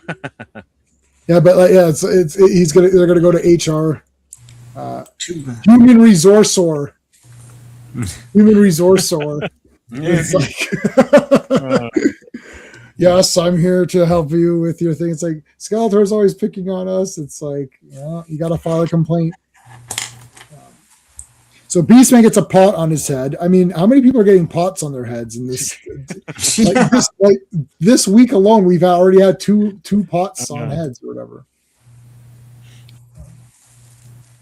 Oh yeah, Snake knows his way around Snake Mountain. He doesn't fall off the edge. He's just running around blind. Yeah, I think he knows his. I think he's. Yeah. There's the woman freed. I like this Viking woman. She's cool. Snake Mountain starts to have a quake or something, right? Well, it starts to move, and it's implied that it's alive or something. But yeah, is that thing gonna move around or whatever? That's kind of neat. I mean, it closes its mouth. It's closing its mouth. Yeah, Skeletor's gonna close the jaws on it. Yeah, that's kind of cool. It's funny that the Snake Mountain that we did get was just it had nothing to do with this, and this version was highlighted in cartoon episodes and stuff, but it's supposedly a rejected Big Jim playset of some sort. Oh wow! Right, it was more jungle themed or something, and then that's why it looks nothing like this. It's just some random rejected thing. There's the running of everybody running. Let's go. Yeah, here's the opening up the jaws or whatever. And she looks cool. I like this girl. Yeah. Yeah, Teela looks like that in the DC Comics miniseries. Yes. It's weird. Now, they made this character as a figure, I think. Oh, yeah, cool. Okay. Let me see. He-Man Classics. It's Tila, but Tila Viking. I don't know what you call her. I can't remember if it's like Warrior Tila or something. I believe. I'm not for sure. Yeah. Can't find a good picture of it now. Oh yeah, here it is. It was called Battleground Tila. Battleground Tila. Yeah. Yes. But it's not exactly this. It's not exactly this, but. So her name is Snowflake. Yeah. And her friend's name is Safe Space. Safe Space, yeah. I wish that would have come out because that would have united fandom because everyone would have thought that sucked. And look at Orko, he's like, whoa, what's going on over here? It's like, woo! It's like I'm liking the Snowflake lady. Hello, what do we have here? That widget woman has nothing on you. Yeah. Woo! So they make the ice. They make the ground all ice, and then Trapjaw knocks everybody down like it's a bowling pin or whatever, right? Yeah. And Snowflake kisses Orko. Yep. Yeah, she's like, I want to thank He-Man, both He-Mans. Yeah. I want to thank you, little guy. This is the thing that we always talk about, where it's like they're attracted. Like would Orko be attracted to this girl, or would he be attracted to his own kind? Oh, right? Driel, yeah. Like Driel, yeah. Like, so it's like one of these, like, the off species or whatever. Like, it never works the other way, right? Yeah, but the writer is attracted to the girl, so they just make everyone out. It's the creature from the Black Lagoon. It's like, why would that guy be pumped up for that girl? Yeah. Kirk and Riker are the only two that, they don't really care. Yeah. Yeah. No. Oh, the lesson there was promises. You got to keep your promises. Yeah, keep your promises. All right. Let's go on. Right. Next one is the Masks of Power. Masks of Power. Interesting that we're watching this after having done the comic, because they're two different things, but it's the same theme. Yep. So written by Douglas Booth, directed by Marsh Lamore. Script approved March 18th, 1983. Final script revision is March 21st, 1983. And the air date was November 10th, 1983. All right. So Wind Raider. They do space shots again.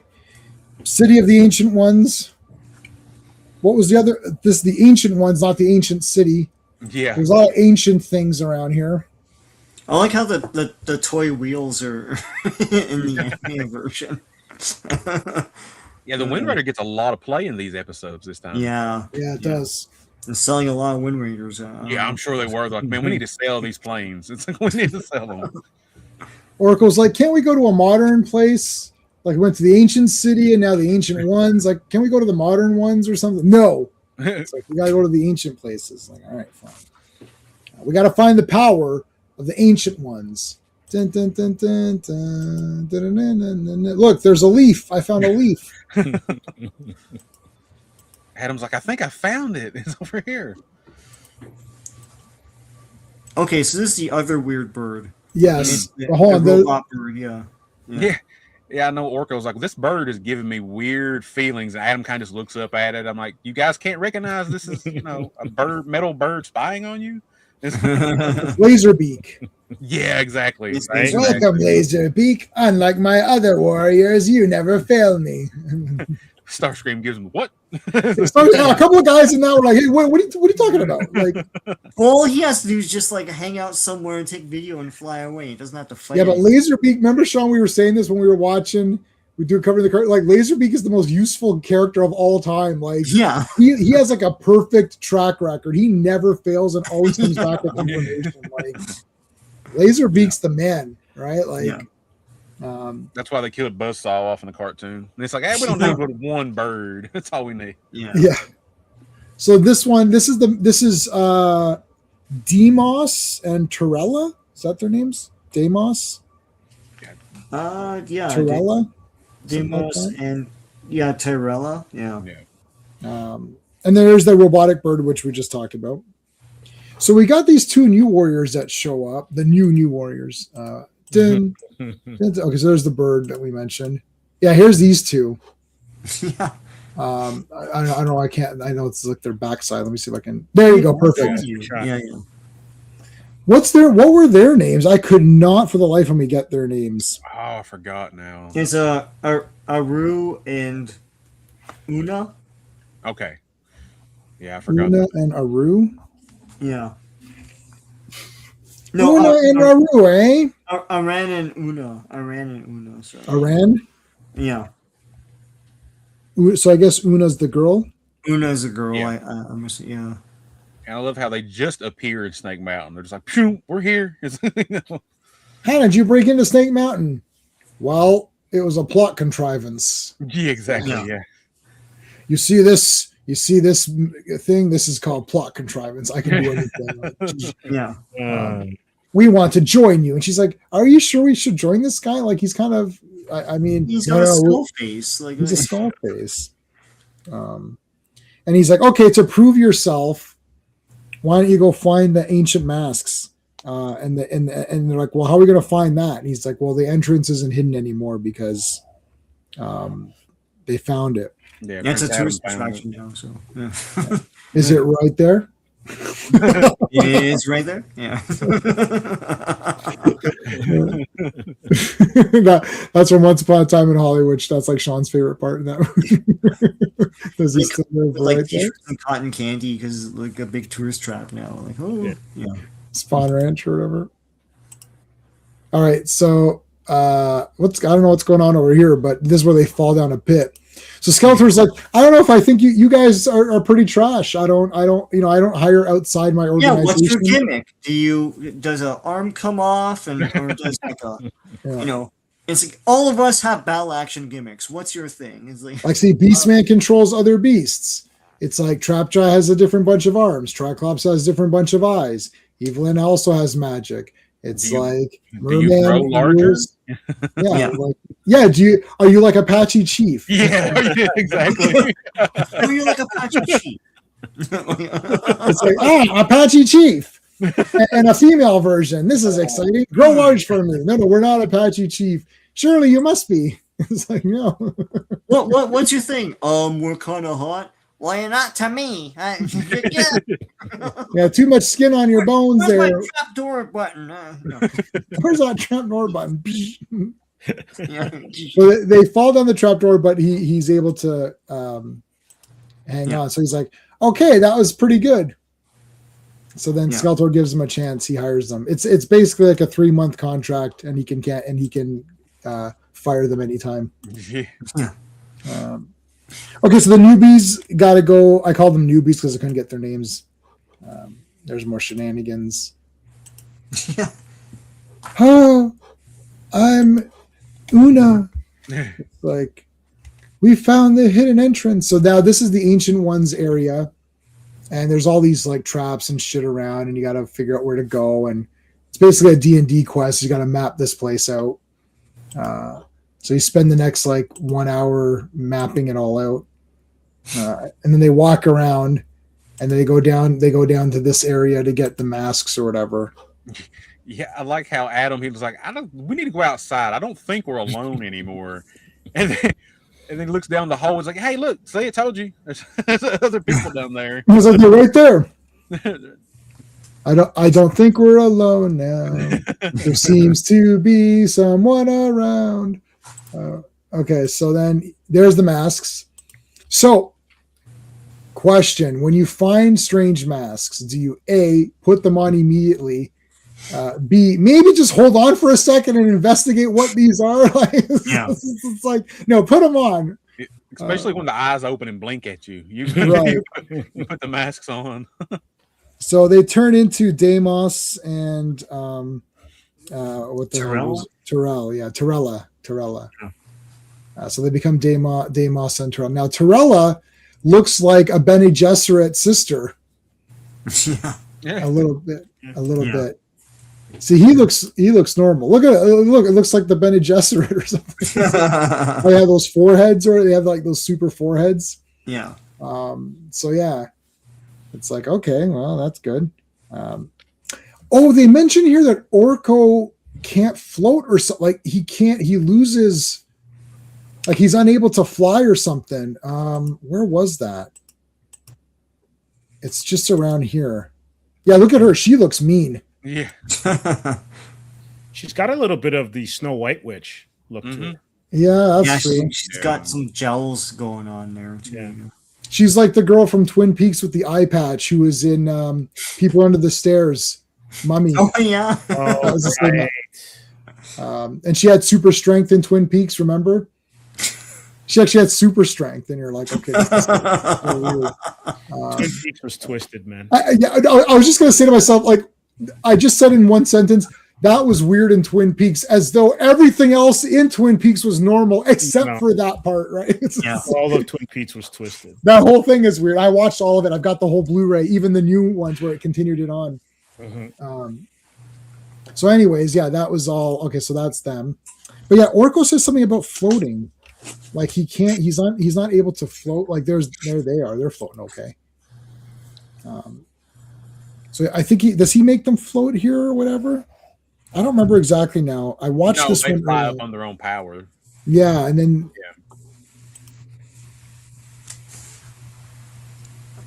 with twist style on his back, made his arm spasm, robot face. Hold on a second. White, icy looking guy with a twist style on his back. His arms would spasm, robot face. Oh, would that be the Defenders of the Earth? The one henchman? Oh, yes, I have it.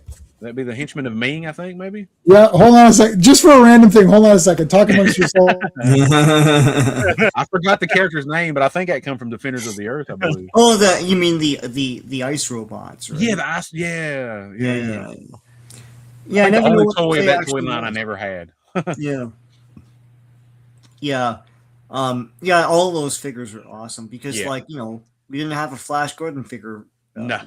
Yeah, for a while, Share this with you real quick. I showed it already to J-Man. I finally picked up the wow, Arrow Blu-ray of Flash Gordon. That was awesome. Okay, dude, you're never gonna get service like this in YouTube ever. Look at this, buddy, Al. You're talking about this guy right here? Oh wow! In the packaging, boom. Garax. There you go. This is who you're talking about, right? Who keeps their toys on card, man? Come on. I love the fact that this is the most random thing you could ever mention. And I go to the back and pull it right there. It's like, that was crazy. That's literally like, that was not a setup, Pete. For everybody else who's watching this, that was not a setup. I just randomly had that. J-Man's got a toy museum. It's just so random that you happen to say that exact. I was like, oh, and I've got the new version of it too. I didn't bring the new version out because people have seen that. I've got the NECA version. And actually, Dan and I were privately talking about that 2 minutes before we went live. We were talking about. Okay, so there's giant monsters, of course. So where is it? Let's go to the giant monster. Dun, dun, dun. Yeah, look at that. Look at its hand. Another great monster design for this cartoon. It's like a kind of like an ape kind of creature or whatever. Yeah. I can see. Oh, there you go. There's a good picture of him. So good. That's cool. Yeah, that's a cool monster. I like that the rope is too short here. Like Orko tries to float to get the rope, and then ended up being kind of like short or whatever. I don't know how I can find that. But look how awesome this is. Like E-Man, he gets like slingshotted by the creature's arm. Yeah, up to the rope, I believe. Yeah. So there's apparently a Sword of the Ancients, which is beneath in Snake Mountain. Yeah. It doesn't. Skeletor didn't even know about it. Skeletor doesn't even know about it. No, he didn't even know about the room that it's in. Right. Could have been Ray Harryhausen, and I own every Ray Harryhausen thing over there. I'm not going to go pull all that out, but you could just believe me. I own it all, and I have 2 massive coffee table books for Ray Harryhausen, so you could just trust me. I'm not lying to you. Let's go to Snake Mountain and get that sword. Look at this woman. She is very mean. I bet you she's pretty high maintenance. And D-Mouse is like, oh man. It's like she's like, he's always talking. He never lets me talk. It's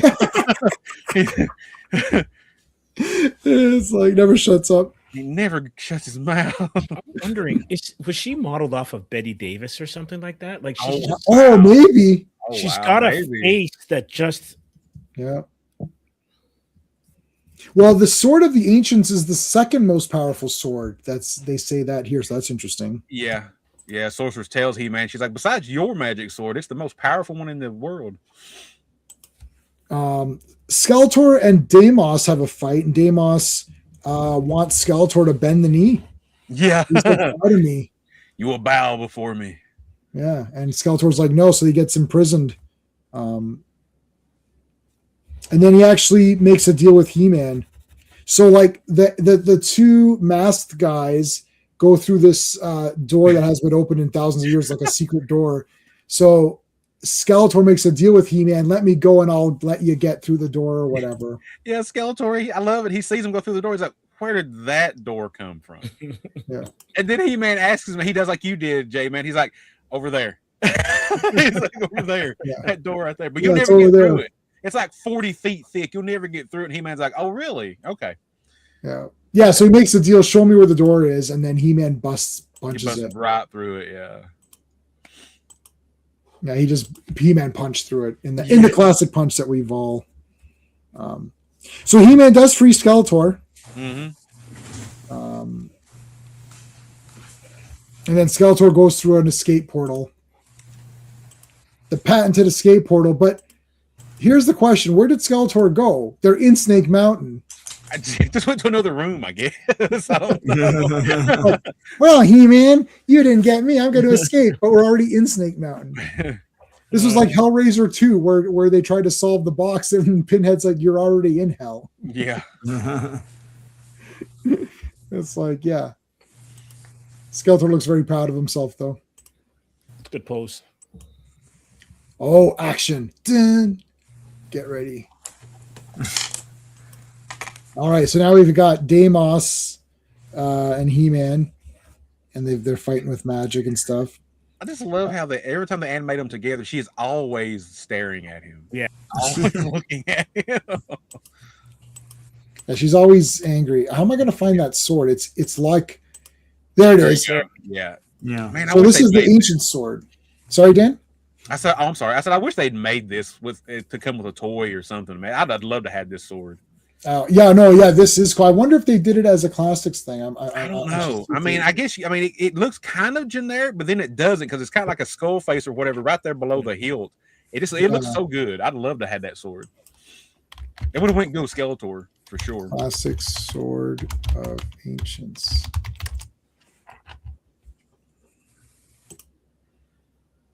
I don't know if they did. Oh no, wait a minute. I don't know if they ever did or not. Either someone did it as a custom, or maybe they did do it. Yeah. Somebody out there knows how to 3D print. Make me that sword. Yeah, it's hard to tell what's real anymore because you can't. Yeah, it is. So it's it's stuck in a quartz thing. It's sort of like Excalibur, but it's not in a stone. It's just like Yeah. So in the mini comic, it just looks like He-Man's sword, but bigger. Yeah. Oh, okay. In this one, they merge here, so it merges to become one sword with He-Man. So is he more powerful now? I guess. I always loved this shot in the cartoon when he has the sword, because like he would toss it from hand to hand. Yeah, I always loved that. As a kid, I loved that shot. Yeah. Yeah. So now and then Aaron and Una or whatever are back to normal. We're back to normal. Good. Now you can go back and never appear in any other episodes. Yeah. Okay. He basically, he's like, yeah, I made a mistake. I shouldn't have wanted power. I'm sorry. Yeah, and then the lesson is that people make mistakes, but you should admit them. Yeah, you filled the First Nations quota for the entire series. We'll make a whole series with First Nations people, but that's a long time away. So. Yeah, we can't do that right now. It's like market research is saying that nobody cares right now. So give it some time, and then we'll do some good native. They still won't care, and then the corporation that owns it won't care for 30 years. But hey, no. Yeah, and then they'll 3D print stuff later. And then they'll make something called the Marshall, which is really just Brave The Star. Marshall, yeah, and it's like they're just making money off that. Don't forget, we had Black Star too. Black Star, yes, yeah. That's awesome. Yeah. All right, so that's it for that one. What's the next one? Is Ordeal in the Darklands. Written by Scott Zickley, directed by Gwen Wetzler. Script approved February 22nd, 1983. The final script revision is March 22nd, 1983, and it first aired November 11th, 1983. Coming up on Christmas, it's like, I want He-Man, Skeletor, Many Faces. Oh my god. Black Friday's coming up, so go to Toys R Us with your list. It's like, what are these characters? Like, what is this? Miwake, which is Algonquin for the good land. We're not worthy. We're not worthy. Triclops. Yeah. All right. This is dude. I would definitely, if I was in the Darklands, I'd call this an ordeal because this is an ordeal. It's a good episode. Skeletor's away. So Evelyn's like, I'm going to take over with Triclops. Me and Triclops are going to take over. We haven't been seen in a while, so we're going to take over. On Excalibur. Did we do Excalibur on Circle of Iron? No. But I know we've spoken about it and we all love it. Yeah. It was in our Barbarian Fantasy tournament. Oh no, it wasn't. No, it wasn't in the tournament because it's obviously the best movie ever. So yeah. We could do Circle of Iron on Excalibur. I just got the 4K from Arrow, so I definitely need to watch that again. And I love that movie. You have broken what could not be broken. Hope is broken. My pride broke it. This knight who fought bravely should have won or something. It's like I used Excalibur to change that verdict. I've lost forever the sword of my forefathers. And something. And he's like, I am nothing. And then the music starts up. That lady late gives it back to him. It's like that was cool. I like that. And we ride to defend what was and the promise of what could be, or something like that. All that's good. And him saying it is the doom of men that they forget. That was awesome. That was an awesome thing. And Liam Neeson is in it as Percival. No, not Percival. He's Gawain. Liam Neeson is Gawain in that, or Gawain, however you want to say it. Yeah. So he's the Green Knight thing in that one. That would have been interesting to see his quest or whatever. Was that his debut? Was that his movie debut? Was Krull before that? Krull is 82. They're both around the same year. I think, and he was dating what's her name? Oh, Helen Mirren at the time. Oh yeah, and she's in that. Yeah, as well as Patrick Stewart. Like the cast in that is unbelievable. Yeah. All right, so they're gonna. Okay, so here's Tila blindfolded, which is awesome. Your Jedi training is begun. Yeah. And their plan. Go ahead, Dan. No, I was like, her glasses look almost like Bret Hart's. Yes, they do. In a way. Or he should be like a mobster in Vegas in the 50s. Yeah. So, all right. So the plan is to get, is it Gore? Because it's not, I mean, it sounds like Gore, the sorcerer, and that Crimson Core. Okay. Core. Kor? Kor, yeah. Kor. Okay. So here's another daughter missing thing. Yeah. So she pulls a Total Recall, Ben Richards, or not Total Recall, Running Man. She pulls a Ben Richards Running Man, where she re-edits the footage. So she splices together to make it look like He-Man kidnapped the daughter. And so Tila's doing blindfold, and she's like, I'm so awesome that I should go to the Darklands and see if I could survive. And they're like, and then Man at Arms comes over. He's like, no, Tila, I forbid you to go to the Darklands. And she's like, but father, why are you such a loser? He's like, no, it's too dangerous. And she's like, fine. And then, she's just going to go anyways because hello. He's like, so he tells her no. So Triclops goes to kidnap the daughter. he turns her into like stone or whatever. But then Evelyn goes to Kor and tells Kor, okay, so here's where they decide. Yeah, there's the Bret Hart glasses. Yeah, when she gets to the Darklands, this guy's there. Lizard? I forgot what they call them. Lizard people or something like that, I believe. Yeah, lizard people. Oh, reptile men. Reptile men. Sorry, yeah. Okay. Does anyone know the charm of making? Can anyone do it?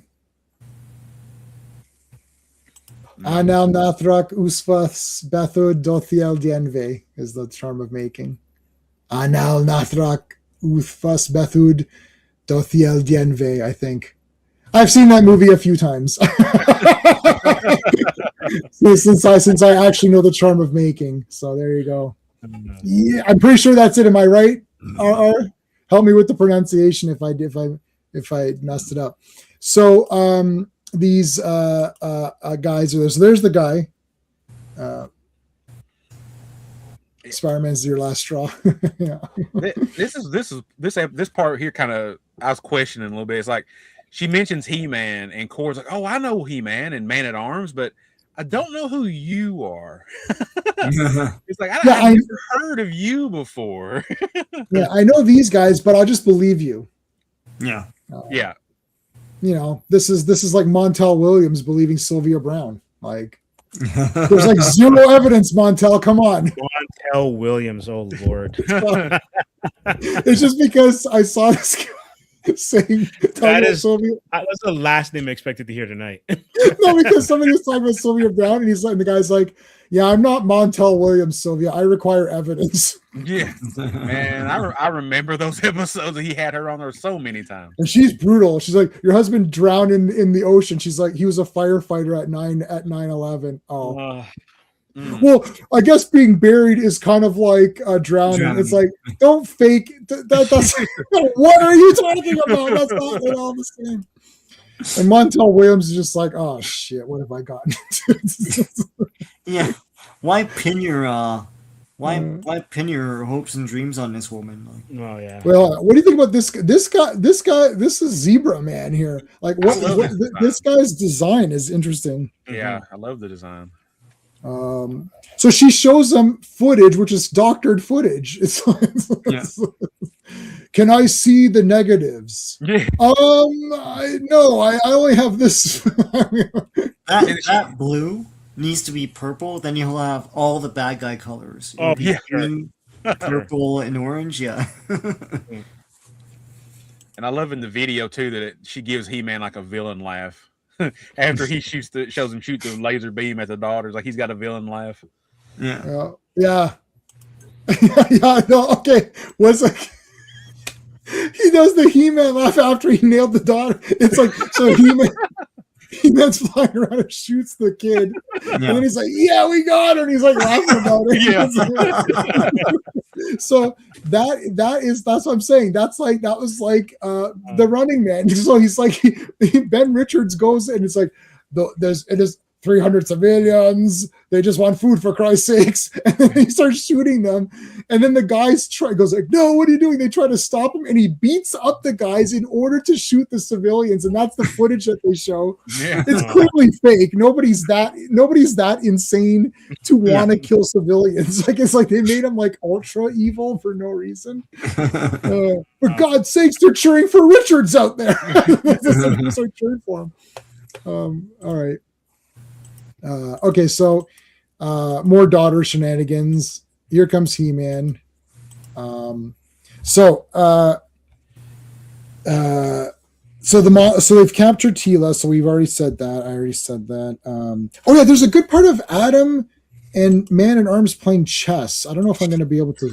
Oh yeah, like the little animatronic creatures on the chessboard. Yeah.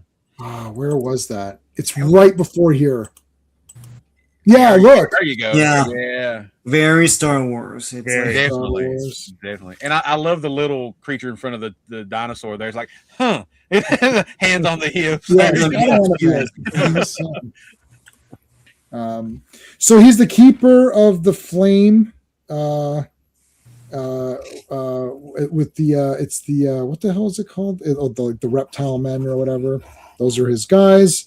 And then He-Man and Man-at-Arms go, and they basically just get their asses captured. There it is.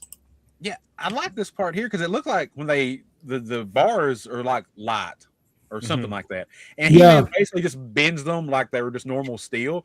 I'm like, well, He-Man can bend light, you know. Yeah, he can. I don't know. He can bend light or whatever. Yeah, I was like, okay. And they stay in that shape when he walks out of it. Right. Nice. I still feel like Orko could easily get through. Yeah. Like it. Okay. So Kor won't hurt Teela though, so because he's a good guy. Yeah, he said that she's like the innocent one out of all this. Okay, so I did a pretty good job. Yes, thank you. So Kor won't listen to reason because he's gone mad. He-Man ends up fighting his own shadow. His own shadow is very monstrous looking though. Yeah. How are we gonna get to that? Yeah, there you go. There it is, yeah. Remember those Fly characters from the Amazing Spider-Man cartoon? The 60s cartoon. Yeah. Right, remember those guys? Yeah. That was a great episode. Yeah. The Swarm, I think it was. Swarm, yeah. Yeah. No, Swarm was No. Swarm is yes. They were a bunch of bees that. Oh, that's right. Yeah. No, they were like it was basically the black suits. Yeah, they were jewel thieves. Yeah, they're basically black suit Spider-Man. And that is you're right. You're right there, J-Man. And I think they dressed up as Spidey to frame him at the beginning. And then they, I think they were hiding out in like an abandoned amusement park or something. Right. Okay. That's where the final battle was. The 60s one, right? Yeah. Okay, yeah. The one with the amazing theme song. Yeah. Spider-Man Noir's Nick Cage, yeah. Yes. AKA the Spider from the 30s that they ripped off. It's a whole thing with me, so we're not going to get into it now because we still have 2 more episodes. Okay, so here's this cool creature, the Crimson Scourge. Yeah. Pretty good. He teleports He-Man in there. Now, the Crimson Scourge uses Flame. He's a flame character, and it's difficult. Like this core, every so often a new wizard is chosen to be the guarder of this and keep it from staying. But there's a way to defeat this creature. I'm going to give you a few examples of how you might defeat this creature, and let me know what you think is the right answer. Number 1, lightning.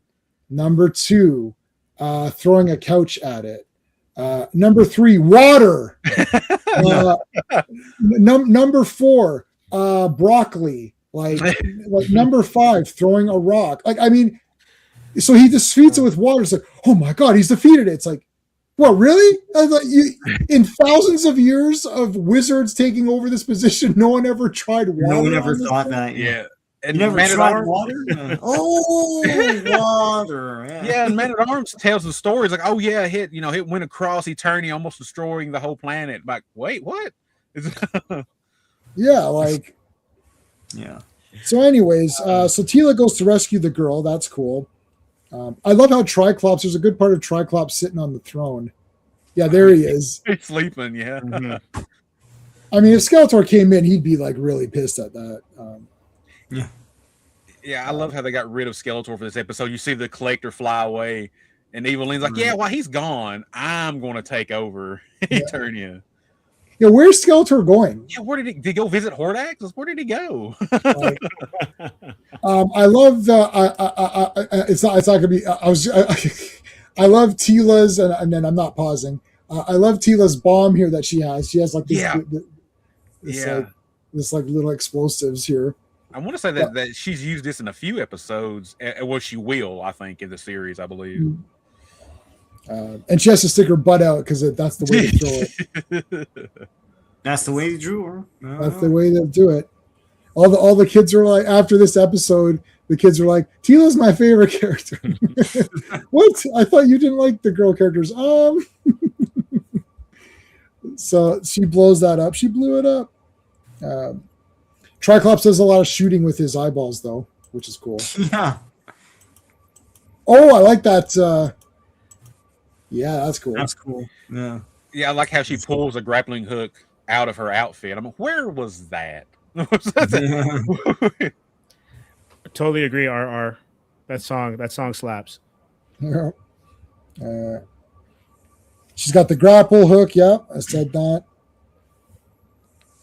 All right. So then He-Man defeats it with water. There's the girl back. And the lesson here was what all parents love their kids or something. Yeah, there's the water. Yeah. So he actually like makes the water flow up, and then he like guides it like it's like a fire hydrant. Like he guides it and it hits. Yeah, yeah. Yeah, the moral was parents have to make tough decisions, and when they say no, there's really a good reason for it. You know, even though there isn't. Yeah. And I like at one point he says something like, "I'll tell you a secret. We really hate to say no to something you really want." Right? Lies. It's really It's weird that they threw that in. Yeah. And then the kid turns around to his mom. See, even Man at Arms said I could have Castle Grayskull. See? Yeah. He said I could have the toy. You can't say no. Yeah, and Man at Arms said that you hate saying no. Man at Arms is a liar. Man at Arms is a stinking liar, and I don't want you to watch that cartoon anymore. Yeah. Yeah, I love He-Man. He basically just digs a well. It's like, you know. Yeah, he just creates. He's the guy. He's the guy that goes around and turning it for people's new homes and just digs their wells for them. Okay, guys, I'm putting some links up. Make sure you're subbed up to everybody on here. Who else do we got? We get comics. Yeah, we got Beard, Geeks with Beards. What else? Okay, so guys, make sure you're subbed up to everybody on the chat on the panel here. Oh, I didn't put. Did I put my channel? Yeah, I did. Yeah, so depending on where you're watching this, make sure you're subbed to everybody. We really would appreciate it. And Dan, I added your thing to all my videos, so it's on all of the videos, even if you're on it or not. I'm assuming you're okay with that. Oh yeah, man! Thank you so much. I appreciate that. Yeah. Yeah, no worries. It's just for people that if you come on a bunch of times, then that's fine. And if I say something, if I do a video that I think might be not liked, then I won't put people's links. And they're like, "What? This guy's associated with this moron?" It's like, hey, I'm proud to be associated with J-Man. Don't worry about that. Oh wow, okay. Don't worry about that. Now hold on a second. You haven't heard you haven't actually seen all the movies that I like. I have the Ilsa movies and what else? It's like I gotta like even my wife like turns away on some of these. She's like, "Oh God, what is he watching?" And I'm like, I have to watch certain movies in sections when she's not there because she'll be like, "What is this guy watching?" But anyways, well, thank you. I appreciate that. So guys, make sure you're subbed up to everybody. To remind everybody what's going on, we're still got one more episode. Hold on, let me cue it up. City Beneath the Sea. We're gonna end off with Merman, who's awesome. I love Merman. Okay, so before we cover this one, where's my stuff? What's coming up here? So Monday is Earth's Mightiest Mondays, where we talk about 4 issues of the Avengers. So looking forward to talking about these. I read these today. They're very cool. Tuesday night Terrorvision, we are discussing The Beyond, Lucio Fulci, awesome Italian movie. Nobody understands anything that happens in this movie, but there's literally a scene where spiders attack this guy and eat his eyeballs. Nice. And why that happens, nobody knows, but it's awesome. And there's also a part where like acid falls on this girl's face, and you're like, okay, that was needless, but awesome too. So that's on Tuesday. Wednesday, G.I. Joe, A Real American Hero. You're going to get to hear 3 Canadians talking about an American about an American hero. Maybe I might pop up on that one. Maybe. Okay. So I was gonna say, Dan, you're welcome to come. Yeah. We have a token American coming. So I got some G.I. Joe stuff. Oh, there you go. Yes. Yeah. So come on. So if you come on, there'll be 2 token Americans. You'll still be outnumbered by Canadians. But they're literally a real American hero. But yeah. So literally, yeah. And then of course every Friday is Fantastic Fridays, talking about Fantastic Four comics. And next week we're back to complete the classic collection of the mini comics, the vintage collection of the mini comics. So Sean and I are on all of those. Oh no, Sean's not on Terrorvision, but everything else we're together on. Steve's on most of those. Dan may or may not be on some or all. So besides what I just mentioned, Sean, what do you have specific to your channel? Tomorrow, I'm going to have a video going through the Transformers UK Compendium 1. Yes, that is an awesome. Yes. Yes. Nice. Yes. Yeah. It's practically a cube. I wait on those. I know you pre-ordered it. I wait about 2 or 3 months, and they go down about $20, and then I'll order it. I can't wait. So, Yeah, I like know. the third GI Joe one's coming out like next week or something. So And that's the final one, I think, right? no, there's another one after that. Oh, Yeah. G.I. Joe, stop it. Tuesday, I have a video going through Marvel 2-in-1 number 19, where Thing teams up with Tigra to fight the Cougar. The Cougar is a man. But anyway. I love it. I love it. It's from 1976. They didn't know what Cougar, like, they didn't. Well, they create did. that It just whole wasn't thing that yet. yet. Okay. And on was this Thursday, I think, or I can't remember when Thursday. time this were. So at some point this week, Superman 128 from April 1958, continuing my look at the Superman of the Silver Age. So, yeah. So, all right, Steve, what have you got coming on? Oh, I'm going to be on your channel I am going to be on your channel on Thursday. That's So, right. That's right. So we're gonna have a special guest, unless something goes awry. Where Bruce Zick, who has worked for Marvel and has done a lot of great work in animation, and most recently worked with Mike Mignola on Captain Henry and from Dark Horse. So he's going to join us and talk about his process of doing art, including working with zip tones. I think that question came up when we were looking at the Avengers earlier this week. Mhm. So he's going to join us and, be available for questions. And then Vaughn and I are going to, on Wednesday at 1:30, we're going to be digging into the latest news in the world of comics. And in that latest news, you could tell everybody to not buy that trash Detective Comics and that trash Batman comic, but definitely buy Action Comics and Superman. So Superman clearly won this month because those Batman titles were poo shit. Literally, Alan Scott and Batman sit in a restaurant and talk. What is going on with these restaurant issues? I'm going to start a collection of the restaurant. Is it like an Anthony Bourdain fan kind of thing? Is that I don't know. It's like, what is happening? Like, this is not a comic book. Okay, sorry. I tried reading Amazing Spider-Man. I don't know why everyone's a symbiote now. Anyway, that's my. We're all symbiote. And Dan, what have you got coming up? Paul. Yeah, all right, people. Yeah. Dan, what's going on your channel and podcast? We just recorded our latest episode where we covered the IDW's Beast Wars #1 from 2021. Nice. That one should be coming out next week.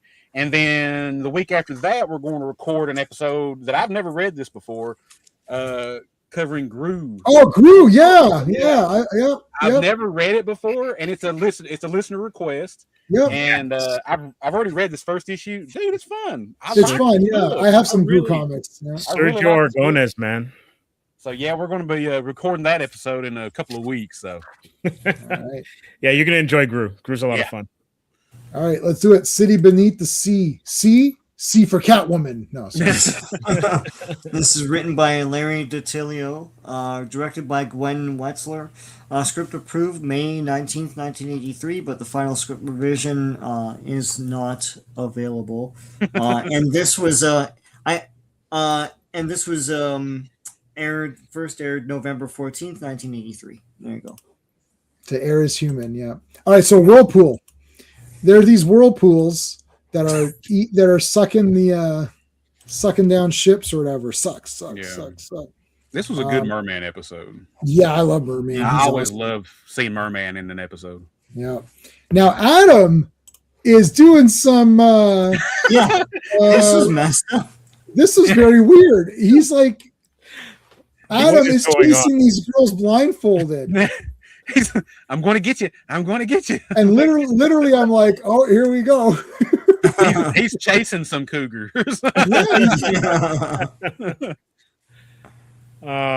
They got the wrong script. They animated the wrong script. I don't know what was going on. I was actually completely stunned. Well, if he wanted to show himself as a buffoon, mission accomplished. But Right. Yeah. He's like, "Where are you?" And he's like, got his hands out, like he's like, "Where are you?" I'm like, "Oh my god!" It's like What Fritz is the Cat happening? or something. It's like it's yeah. Yeah, I think he's playing pin the hands on the booby. It's like, where did these girls even come from? It's like, where did they Yeah. Oh, Adam, they got flowers in their hair and all that, Mhm. like hairy armpits. Like, come on.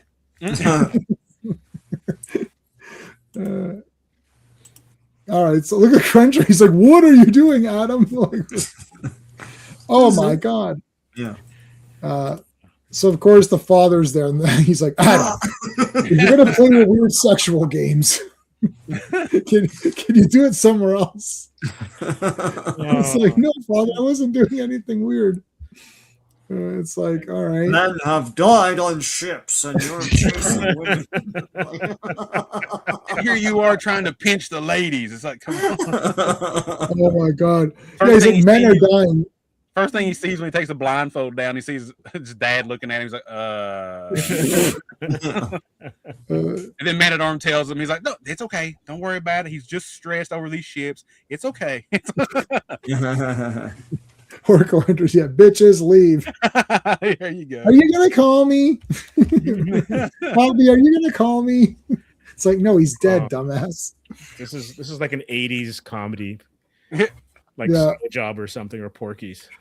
Just Yeah, no, it's like Three's Company, and then here comes Mr. Furley or whatever. What are you doing? Is Orko Adam's wingman, maybe? Yeah, maybe, yeah. So Man at Arms created some sort of sonar device, and Adam's going to go with him to the sea to find the big domed city underwater, which is called Aquatica, which they didn't know. There's a lot of ancient places. I feel like they find one every episode.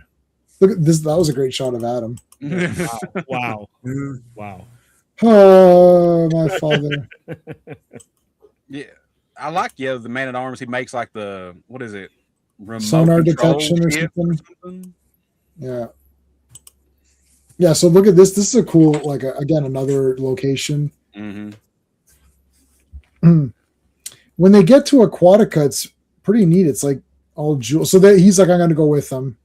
So they go into the whirlpool. They get sucked down in there, and how are we gonna?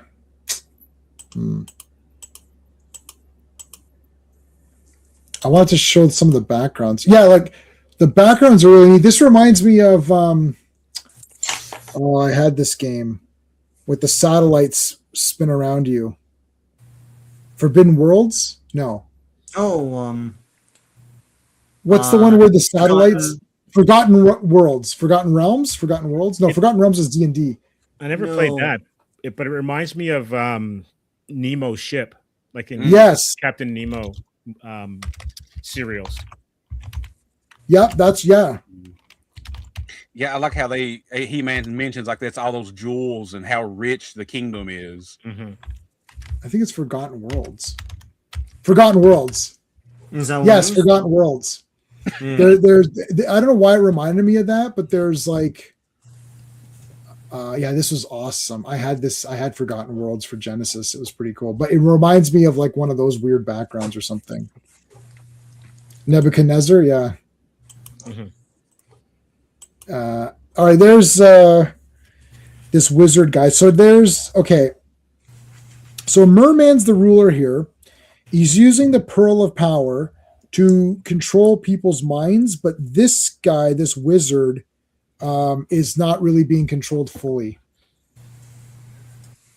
because he has a spell that can like maintain his thing. There's the Pearl with Merman.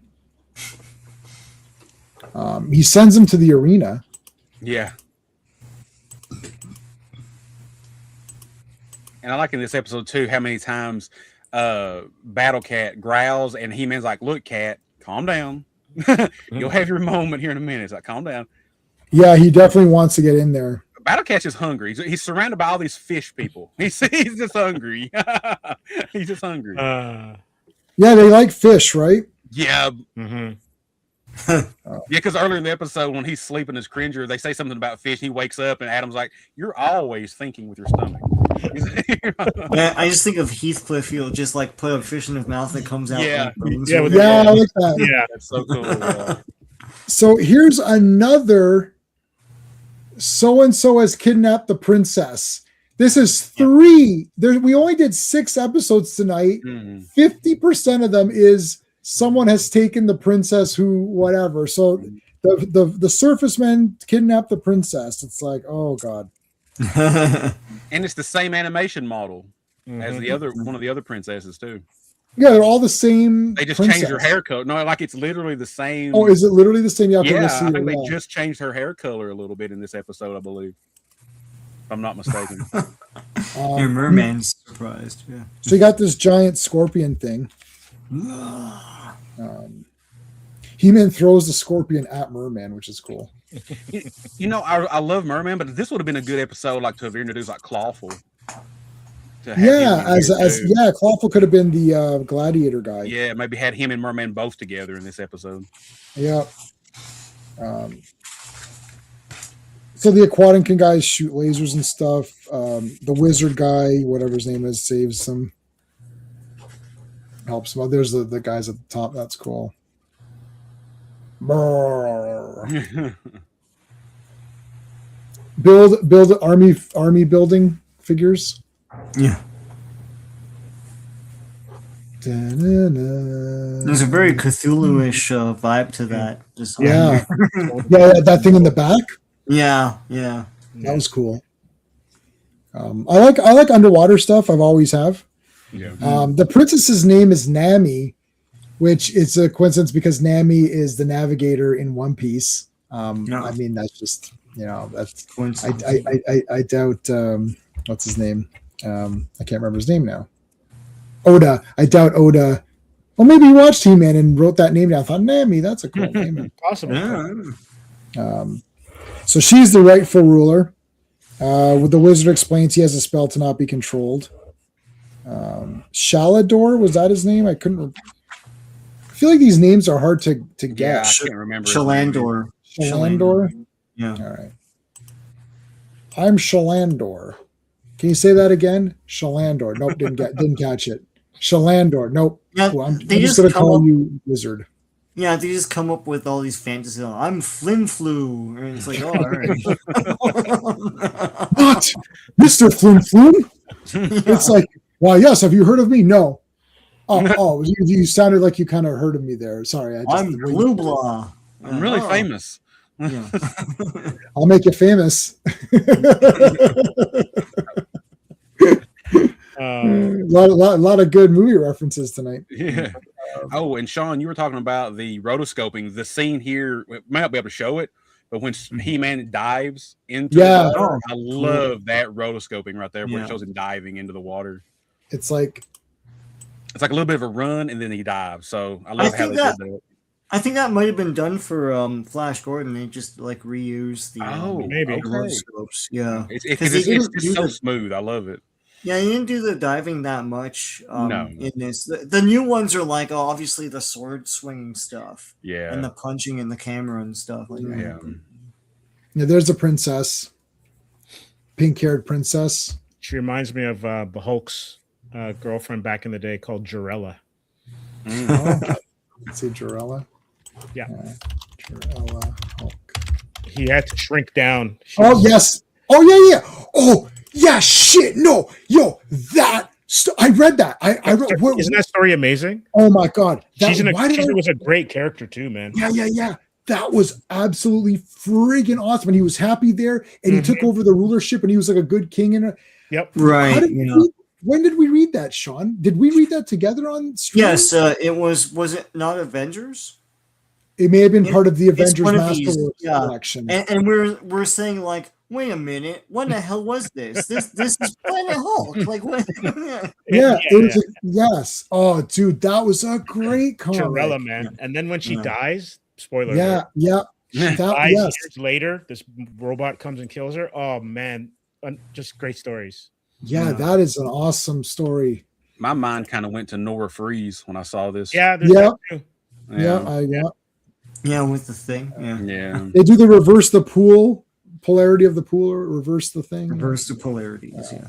I like how He-Man spins the wall here. Yeah. I kind of got Superman vibes of spinning the Earth backwards a little bit when he was doing that. There's the Nami. Nami is Nemo's daughter. Sure. I don't know. I don't think Nemo has a daughter, does he? I think he's alone in that book or whatever. I think he's the last of his thing. Captain Nemo. Yeah. Stuck in the pot here. Yeah, here's the spinning it around. Yeah. Dun, dun, dun. He's like, I gotta go faster. I gotta go faster. So he's spinning the wall to counter the whirlpool. Mm-hmm. And Nami basically explains some BS for it. It's like, yeah, that's how it works. She's kind of giving you the voiceover while he's doing it. Yeah. And then he's doing this, and then he's doing that, and this is why he's doing it. And this is why he's doing it, and this is how it works. It's like, thanks, Nami, because we're like totally stunned. We don't know what the hell's going on. Man at Arms comes over and asks He-Man, he's like, "How you doing?" Well, I'm a little dizzy, but other than that, I'm fine.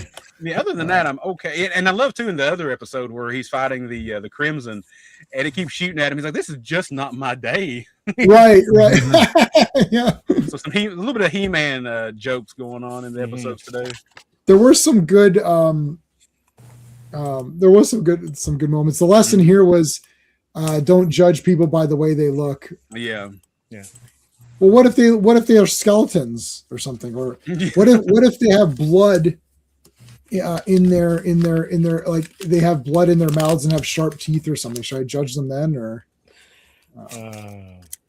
I mean, I don't know what to tell you. I think sometimes, there's got to be some kind of judgment. You talking about the Red Lanterns? What are we talking about here? Should I give birth to an enormous Hulk baby? Yeah, Is that no? No, that did not She did happen. not pass away that way. All right, so that is the last one for today. So we can take a look at some of the He-Man toys because I've still got a little bit of time. AAA is on tonight, so I gotta watch AAA. I'm just like addicted to Triple A from the Luchador wrestling stuff. Is Dominic still the champion? I think, I think Mega Campion. Yeah, I think so. I love Dominic Mysterio. I think that guy has completely transformed his character into something very special. Yeah. He is so hated. That's important. You need to be completely loved or completely hated. And in WWE, it's like he's a kind of both. Like you got some fans that really love him, it seems like, and then some that really hate him. Because he's transitioned into guys like me. When he first was around, I thought he was super bland, and I'm like, well, your dad is clearly the best. Rey Mysterio is one of the best of all time. And then his son was like, he was kind of whatever. Then as he was kind of annoying, and you're like, God, this guy's super annoying. But then he became so annoying and so despised that you're like, this is awesome the way that they've done this because it's not a storyline. It's not like Joffrey from Game of Thrones or the bastard or whatever. Like it's wrestling. It's fake. He's a character. He's a nice guy in real life. He's playing a character. So you're starting to get into the idea of like, this is very well done the way they've done this. And he's going to be a heel for a while. And El Grande Americano version 2 is so over in Mexico. If you want a random version 2, because the original is Chad Gable, version 2 is Ludwig Kaiser. And if you want, I know this is He-Man. No, it's not. It's wrestling. I know this is He-Man, but as a random thing, it's Jarella. So there you go. Put that there. Just as a random thing, if you want an example of how literally no one cares about race outside of these people who only talk about it, because Ludwig Kaiser is German.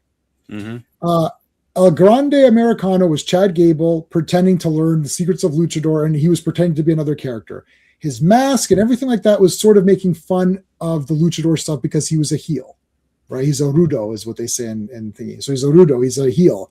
So he was making fun of that. Then he got injured for real, and they wanted to continue on. So the joke was that Ludwig Kaiser, who has zero stuff He doesn't look like Chad Gable at all. This guy's completely different. Tall, skinny, super white guy. Chad Gable's tanned and buff and large. He's like, I'm El Grande Americano. It's like, you're clearly not the same guy, but it's a mask. And then, they're like, no, I think he's the same guy. He lost a little weight. It's like, no, you're not the same guy. But what happened was, so he took over as a heel, but then Ludwig Kaiser started to wrestle in AAA, and he started to learn Spanish. He started to do the promos the way they do it there.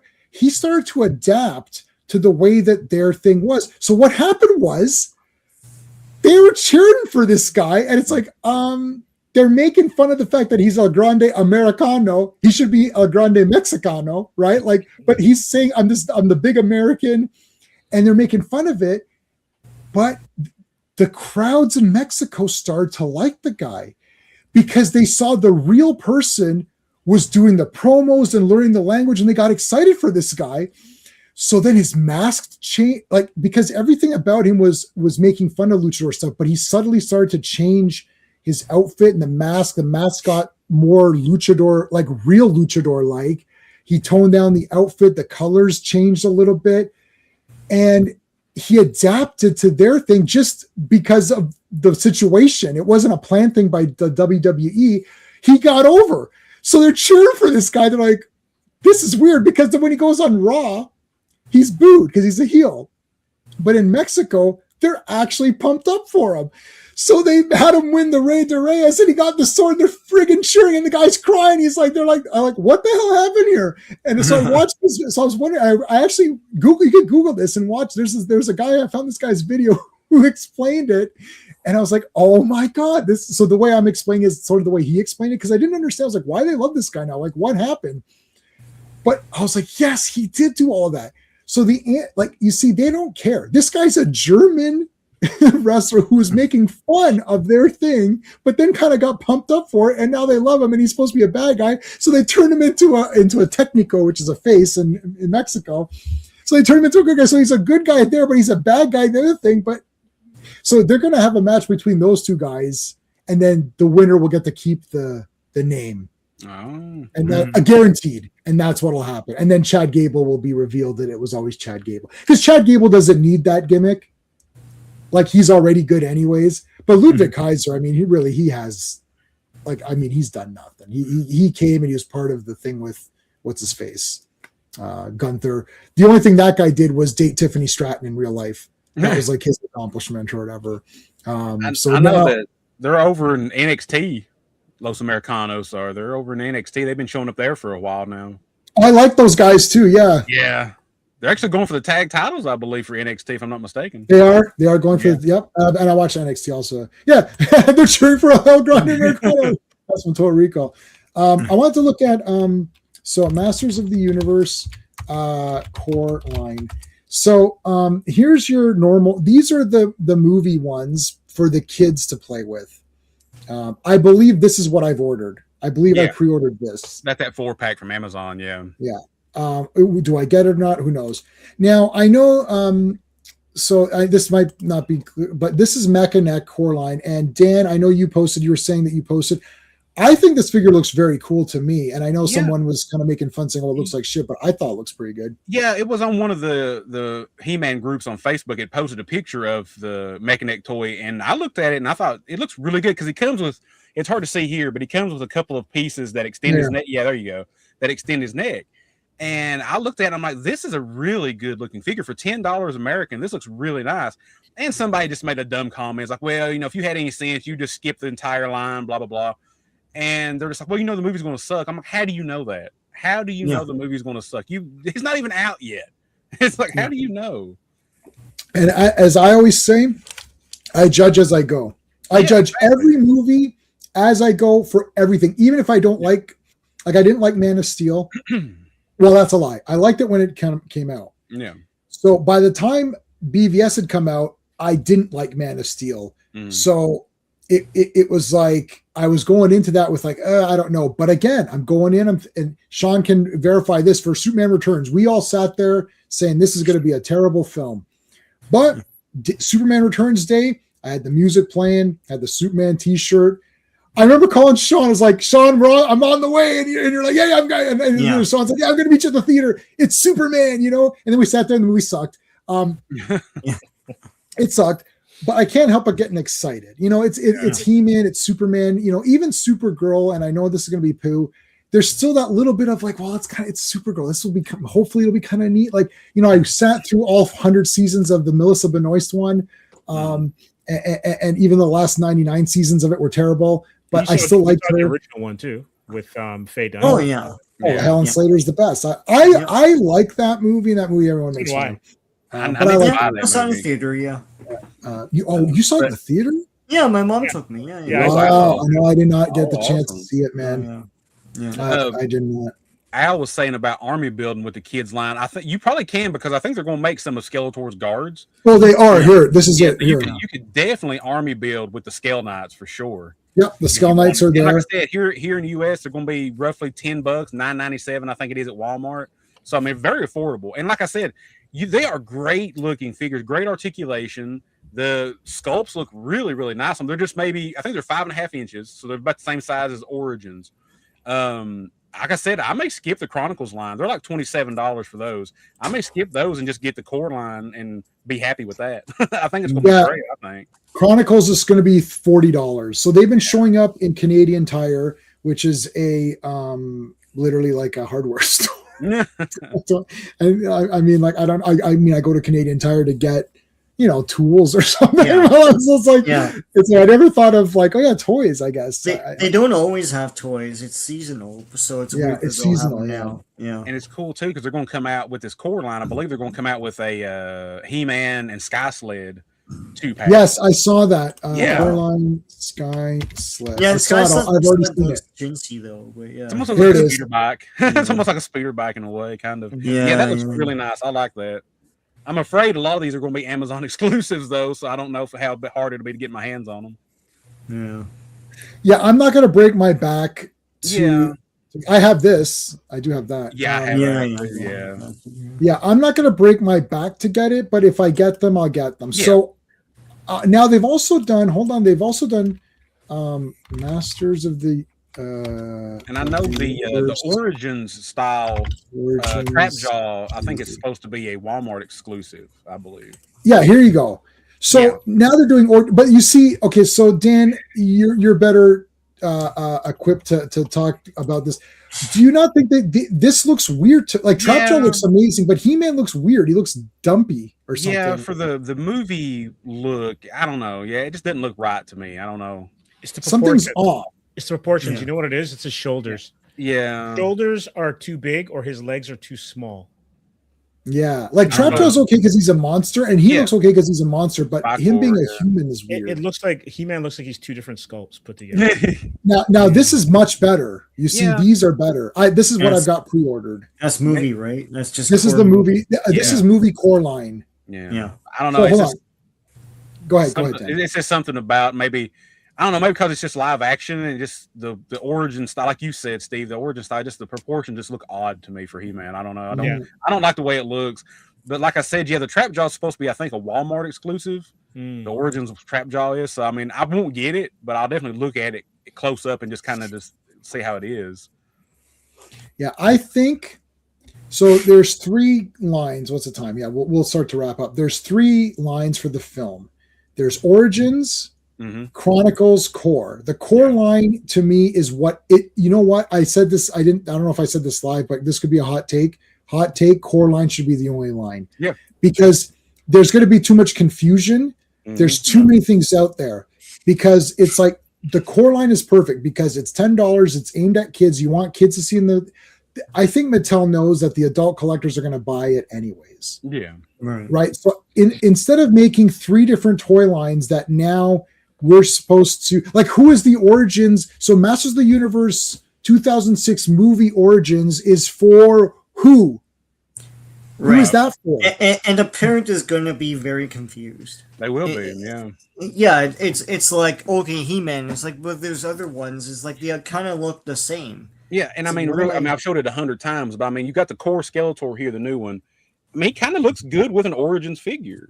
I mean, so you don't need to do Origins then. Yeah. You know, he's a little skinnier than the Origins, but I mean, still looks good. I think. Yeah. No, because there's going to be okay. Master of the Universe, He-Man, 2006 figure. So look at this, guys. There's this one. Okay, Yeah, that's the core one. Yeah, that's core, and then there's going to be this one. Okay, this one is That's the Masterverse, right? Chronicles. Yeah. Chronicles, and then there's Then where's that the wonky Origins looking one. yeah, and then the Origins one, which we looked at, where is like I guess I'll just type Origins. Which I mean, the Chronicles. I mean, it's going to be more than just the movie figures, but like the Scareglow looks cool. It's like a Walmart exclusive. The Scareglow looks cool. I didn't get it. I passed on it.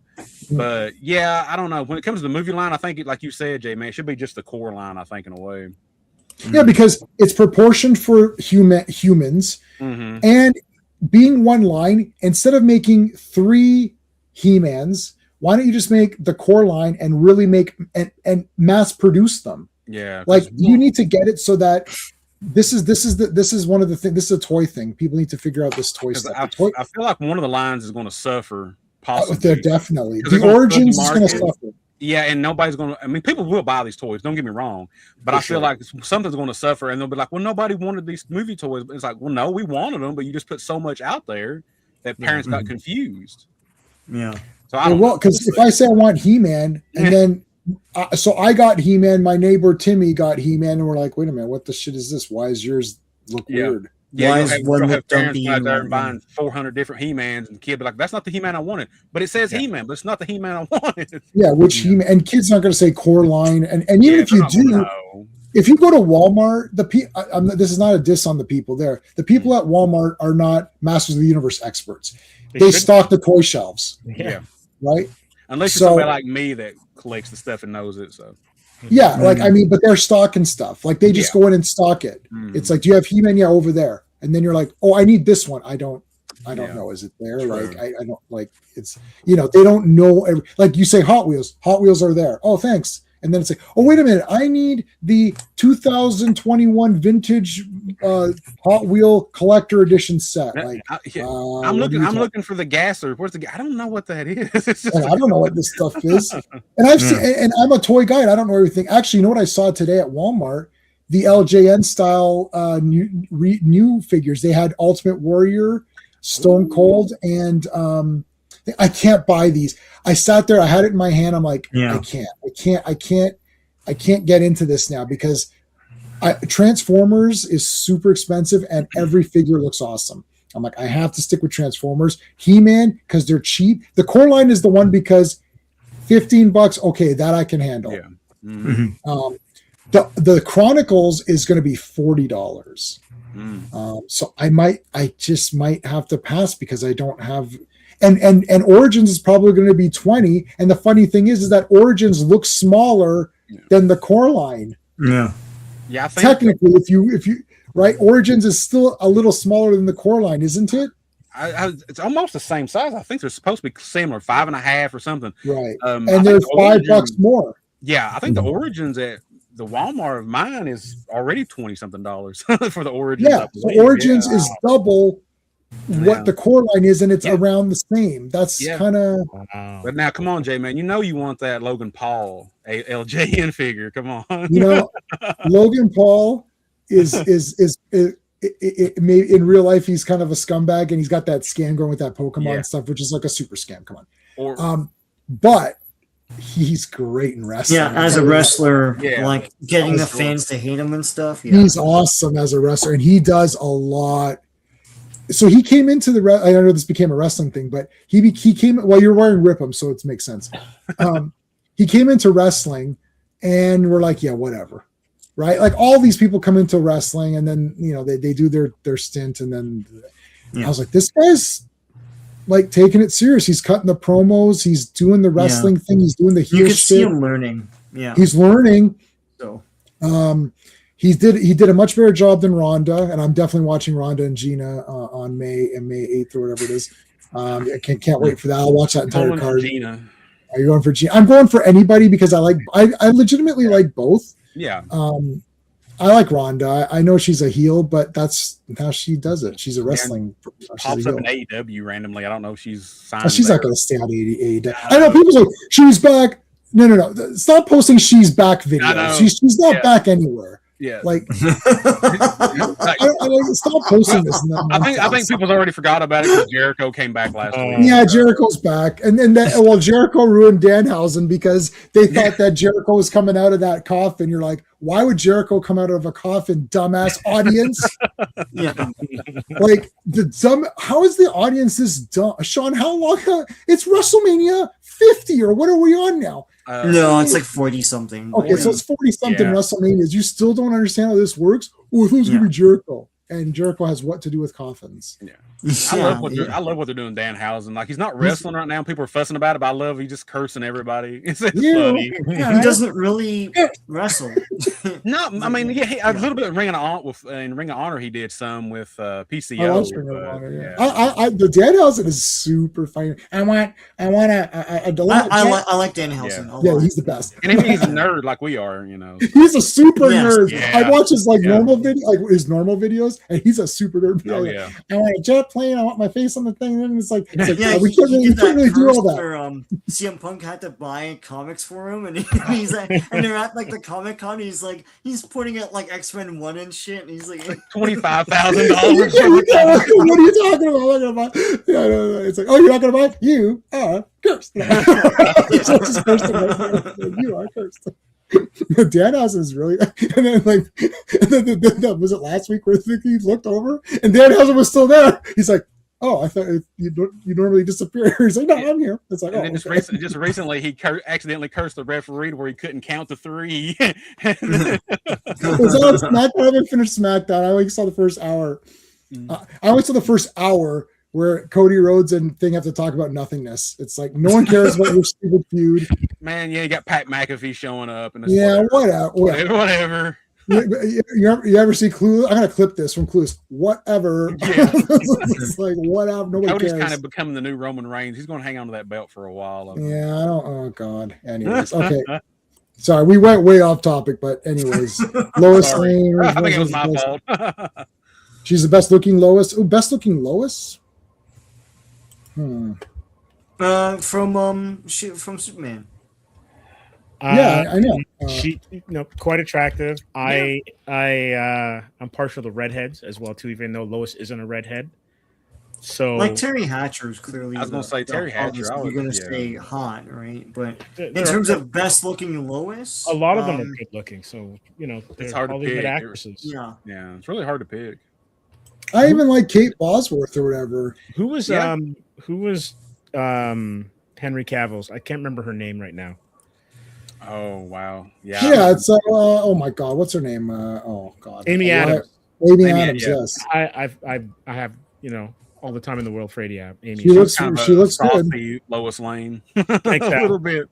Pardon? Even from Smallville, though, in her time, the girl from Smallville, she's from Toronto. Oh, she's Erica Durance. Erica Durance. Yeah, Amy Adams. Yeah, man, they're all good looking. The one who is Tyler Hodgkins, Lois, Hoechlin or whatever. Yeah.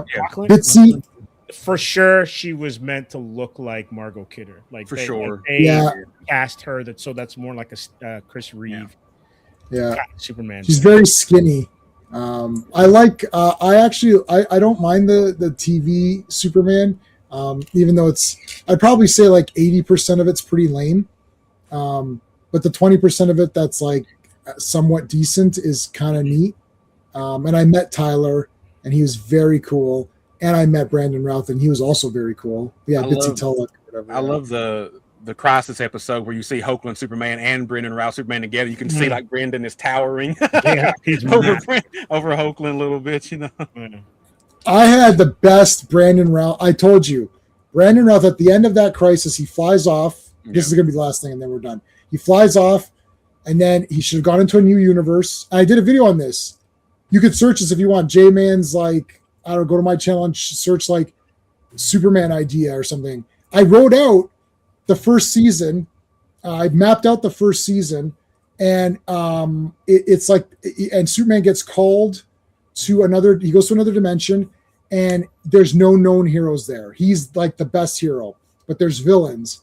And I believe, I can't remember who I used for my idea, but like one of the Mystic characters, maybe it was Voodoo or something, or one of those guys, I can't remember, brings them there and then says, oh, I need your help because there's all these villains or whatever. And then every episode, oh yeah, and the rules were Superman never takes off the outfit. He has no identity. He's only Superman. There's no identity because nobody knows him on this place.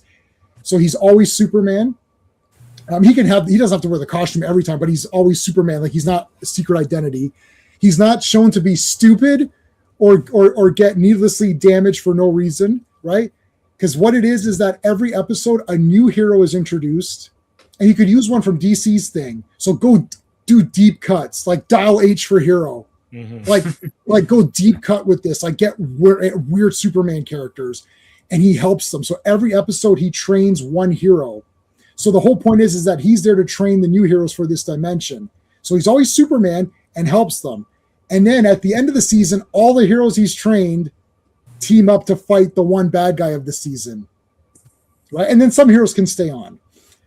And his tech guy is Gus Gorman, and Gus Gorman in this universe is like a super high tech, like Mr. Terrific.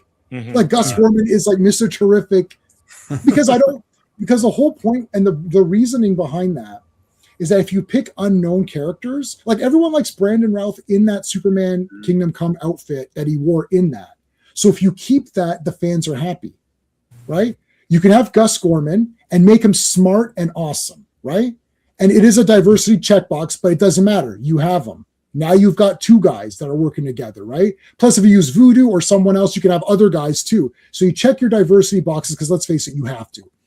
But with the other heroes, if you pick lesser known people, is someone going to get mad that dial H for hero isn't the right guy? Right. So you have the ability to reinterpret, and it's a different dimension. So you get an excuse of a different dimension. So you have the chance to reinterpret characters that are lesser known. Like, don't put Hawkman and then you do something weird, right? It's like, don't use Hawkman. Use a weird, obscure character. Like, there's so many, and then you're not going to step on people's toes. And everyone likes Brandon Routh. I would have called it Superman Presents instead of DC Comics Presents. Mm-hmm. Superman Presents. And the episode title is the hero you're presenting that episode. Right. That's great. Dude, that's awesome, man. You should have. I wrote out the whole thing. I'll find that video. Kickstarter, Jay, man. Come on. It's because Brandon Routh in that costume, everyone thinks Brandon Routh in the Kingdom Come outfit, and in that CW Crisis, Lois is dead. Yep. Perry is dead. Mm-hmm. Jimmy is dead. The parents are dead. Jonathan, Martha Kent are gone. He's alone. So he doesn't need to be there. They fixed the crisis. He's in an alternate universe, and he could now just be the Superman there. No identities. There's no Clark Kent. He's like, I'm Superman. They'll call him Kal-El. Yeah. Like they'll call him Kal-El. Like they'll call him Kal. And that's it. And then again, you checked off all your boxes. You can have your female heroes, right? Pick some obscure female character heroes, right? And you just do that. It's super. I mean, this is like a no-brainer because, well, it's not a no-brainer. It's a no-brainer because I'm a fan of Superman, and then, but it's perfect. And no matter what, you got Brandon Routh, and he's a good guy, and he would have done it. And he's got a show. That's it. And then you could do whatever you want, because nobody is going to be like, oh, how come? I can't remember. I actually had characters written out. I wonder if I can. I'll see if I can. Superman Presents. I completely agree with RR. He says when Gunn gets fired, holler at Warner Brothers, J-Man. Be the new head of DC, man. Yeah, right. I can't find it on here now. But anyways, but I had it all. I actually wrote out all the heroes to use, and then at the end you fight the one guy. Like the one big, like, so everyone teams up to fight the one big super guy. And then next season you get different characters, and, a couple of guys can return. Because once they're good enough, like once Superman trains them in that episode, they're good enough to now kind of go it alone. Mm-hmm. And then some of them come back here and there, because you want to have recurring characters, right? You make them Think of, it's Superman's version of Batman and the Outsiders. Yes, that's exactly it. Exactly that. Yeah, Outsiders, perfect. They're all a bunch of who cares characters, right? Like, whatever. It's like, and you could do what you want with them. And you could use some of those guys. You can absolutely. Right? Like, I mean, is someone good? I mean, use any one of those. Like, you could, well, Black Lightning had a show, which actually, But you can use his daughters, though. You could use his daughters. Yeah. Who I liked. They changed the actress, the one daughter left or whatever.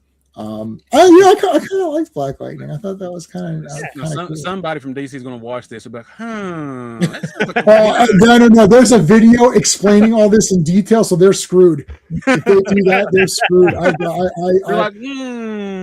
put that video up there, and nobody watched it because nobody cares about my opinion. But I put it out there in the event that someone did see it and stole it, then I could sue them. It was just a cover your ass video. It has nothing to do with it. Anyways, guys, that's it. Thank you to the panel. Thank you to everybody in the chat. This is a lot of fun. Back next week for He-Man mini comics, and check out all the other stuff we got going on. All right, everybody, good journey. Hey friends, you've just been listening to J-Man, and he is the smartest person who ever lived. So make sure you like and subscribe.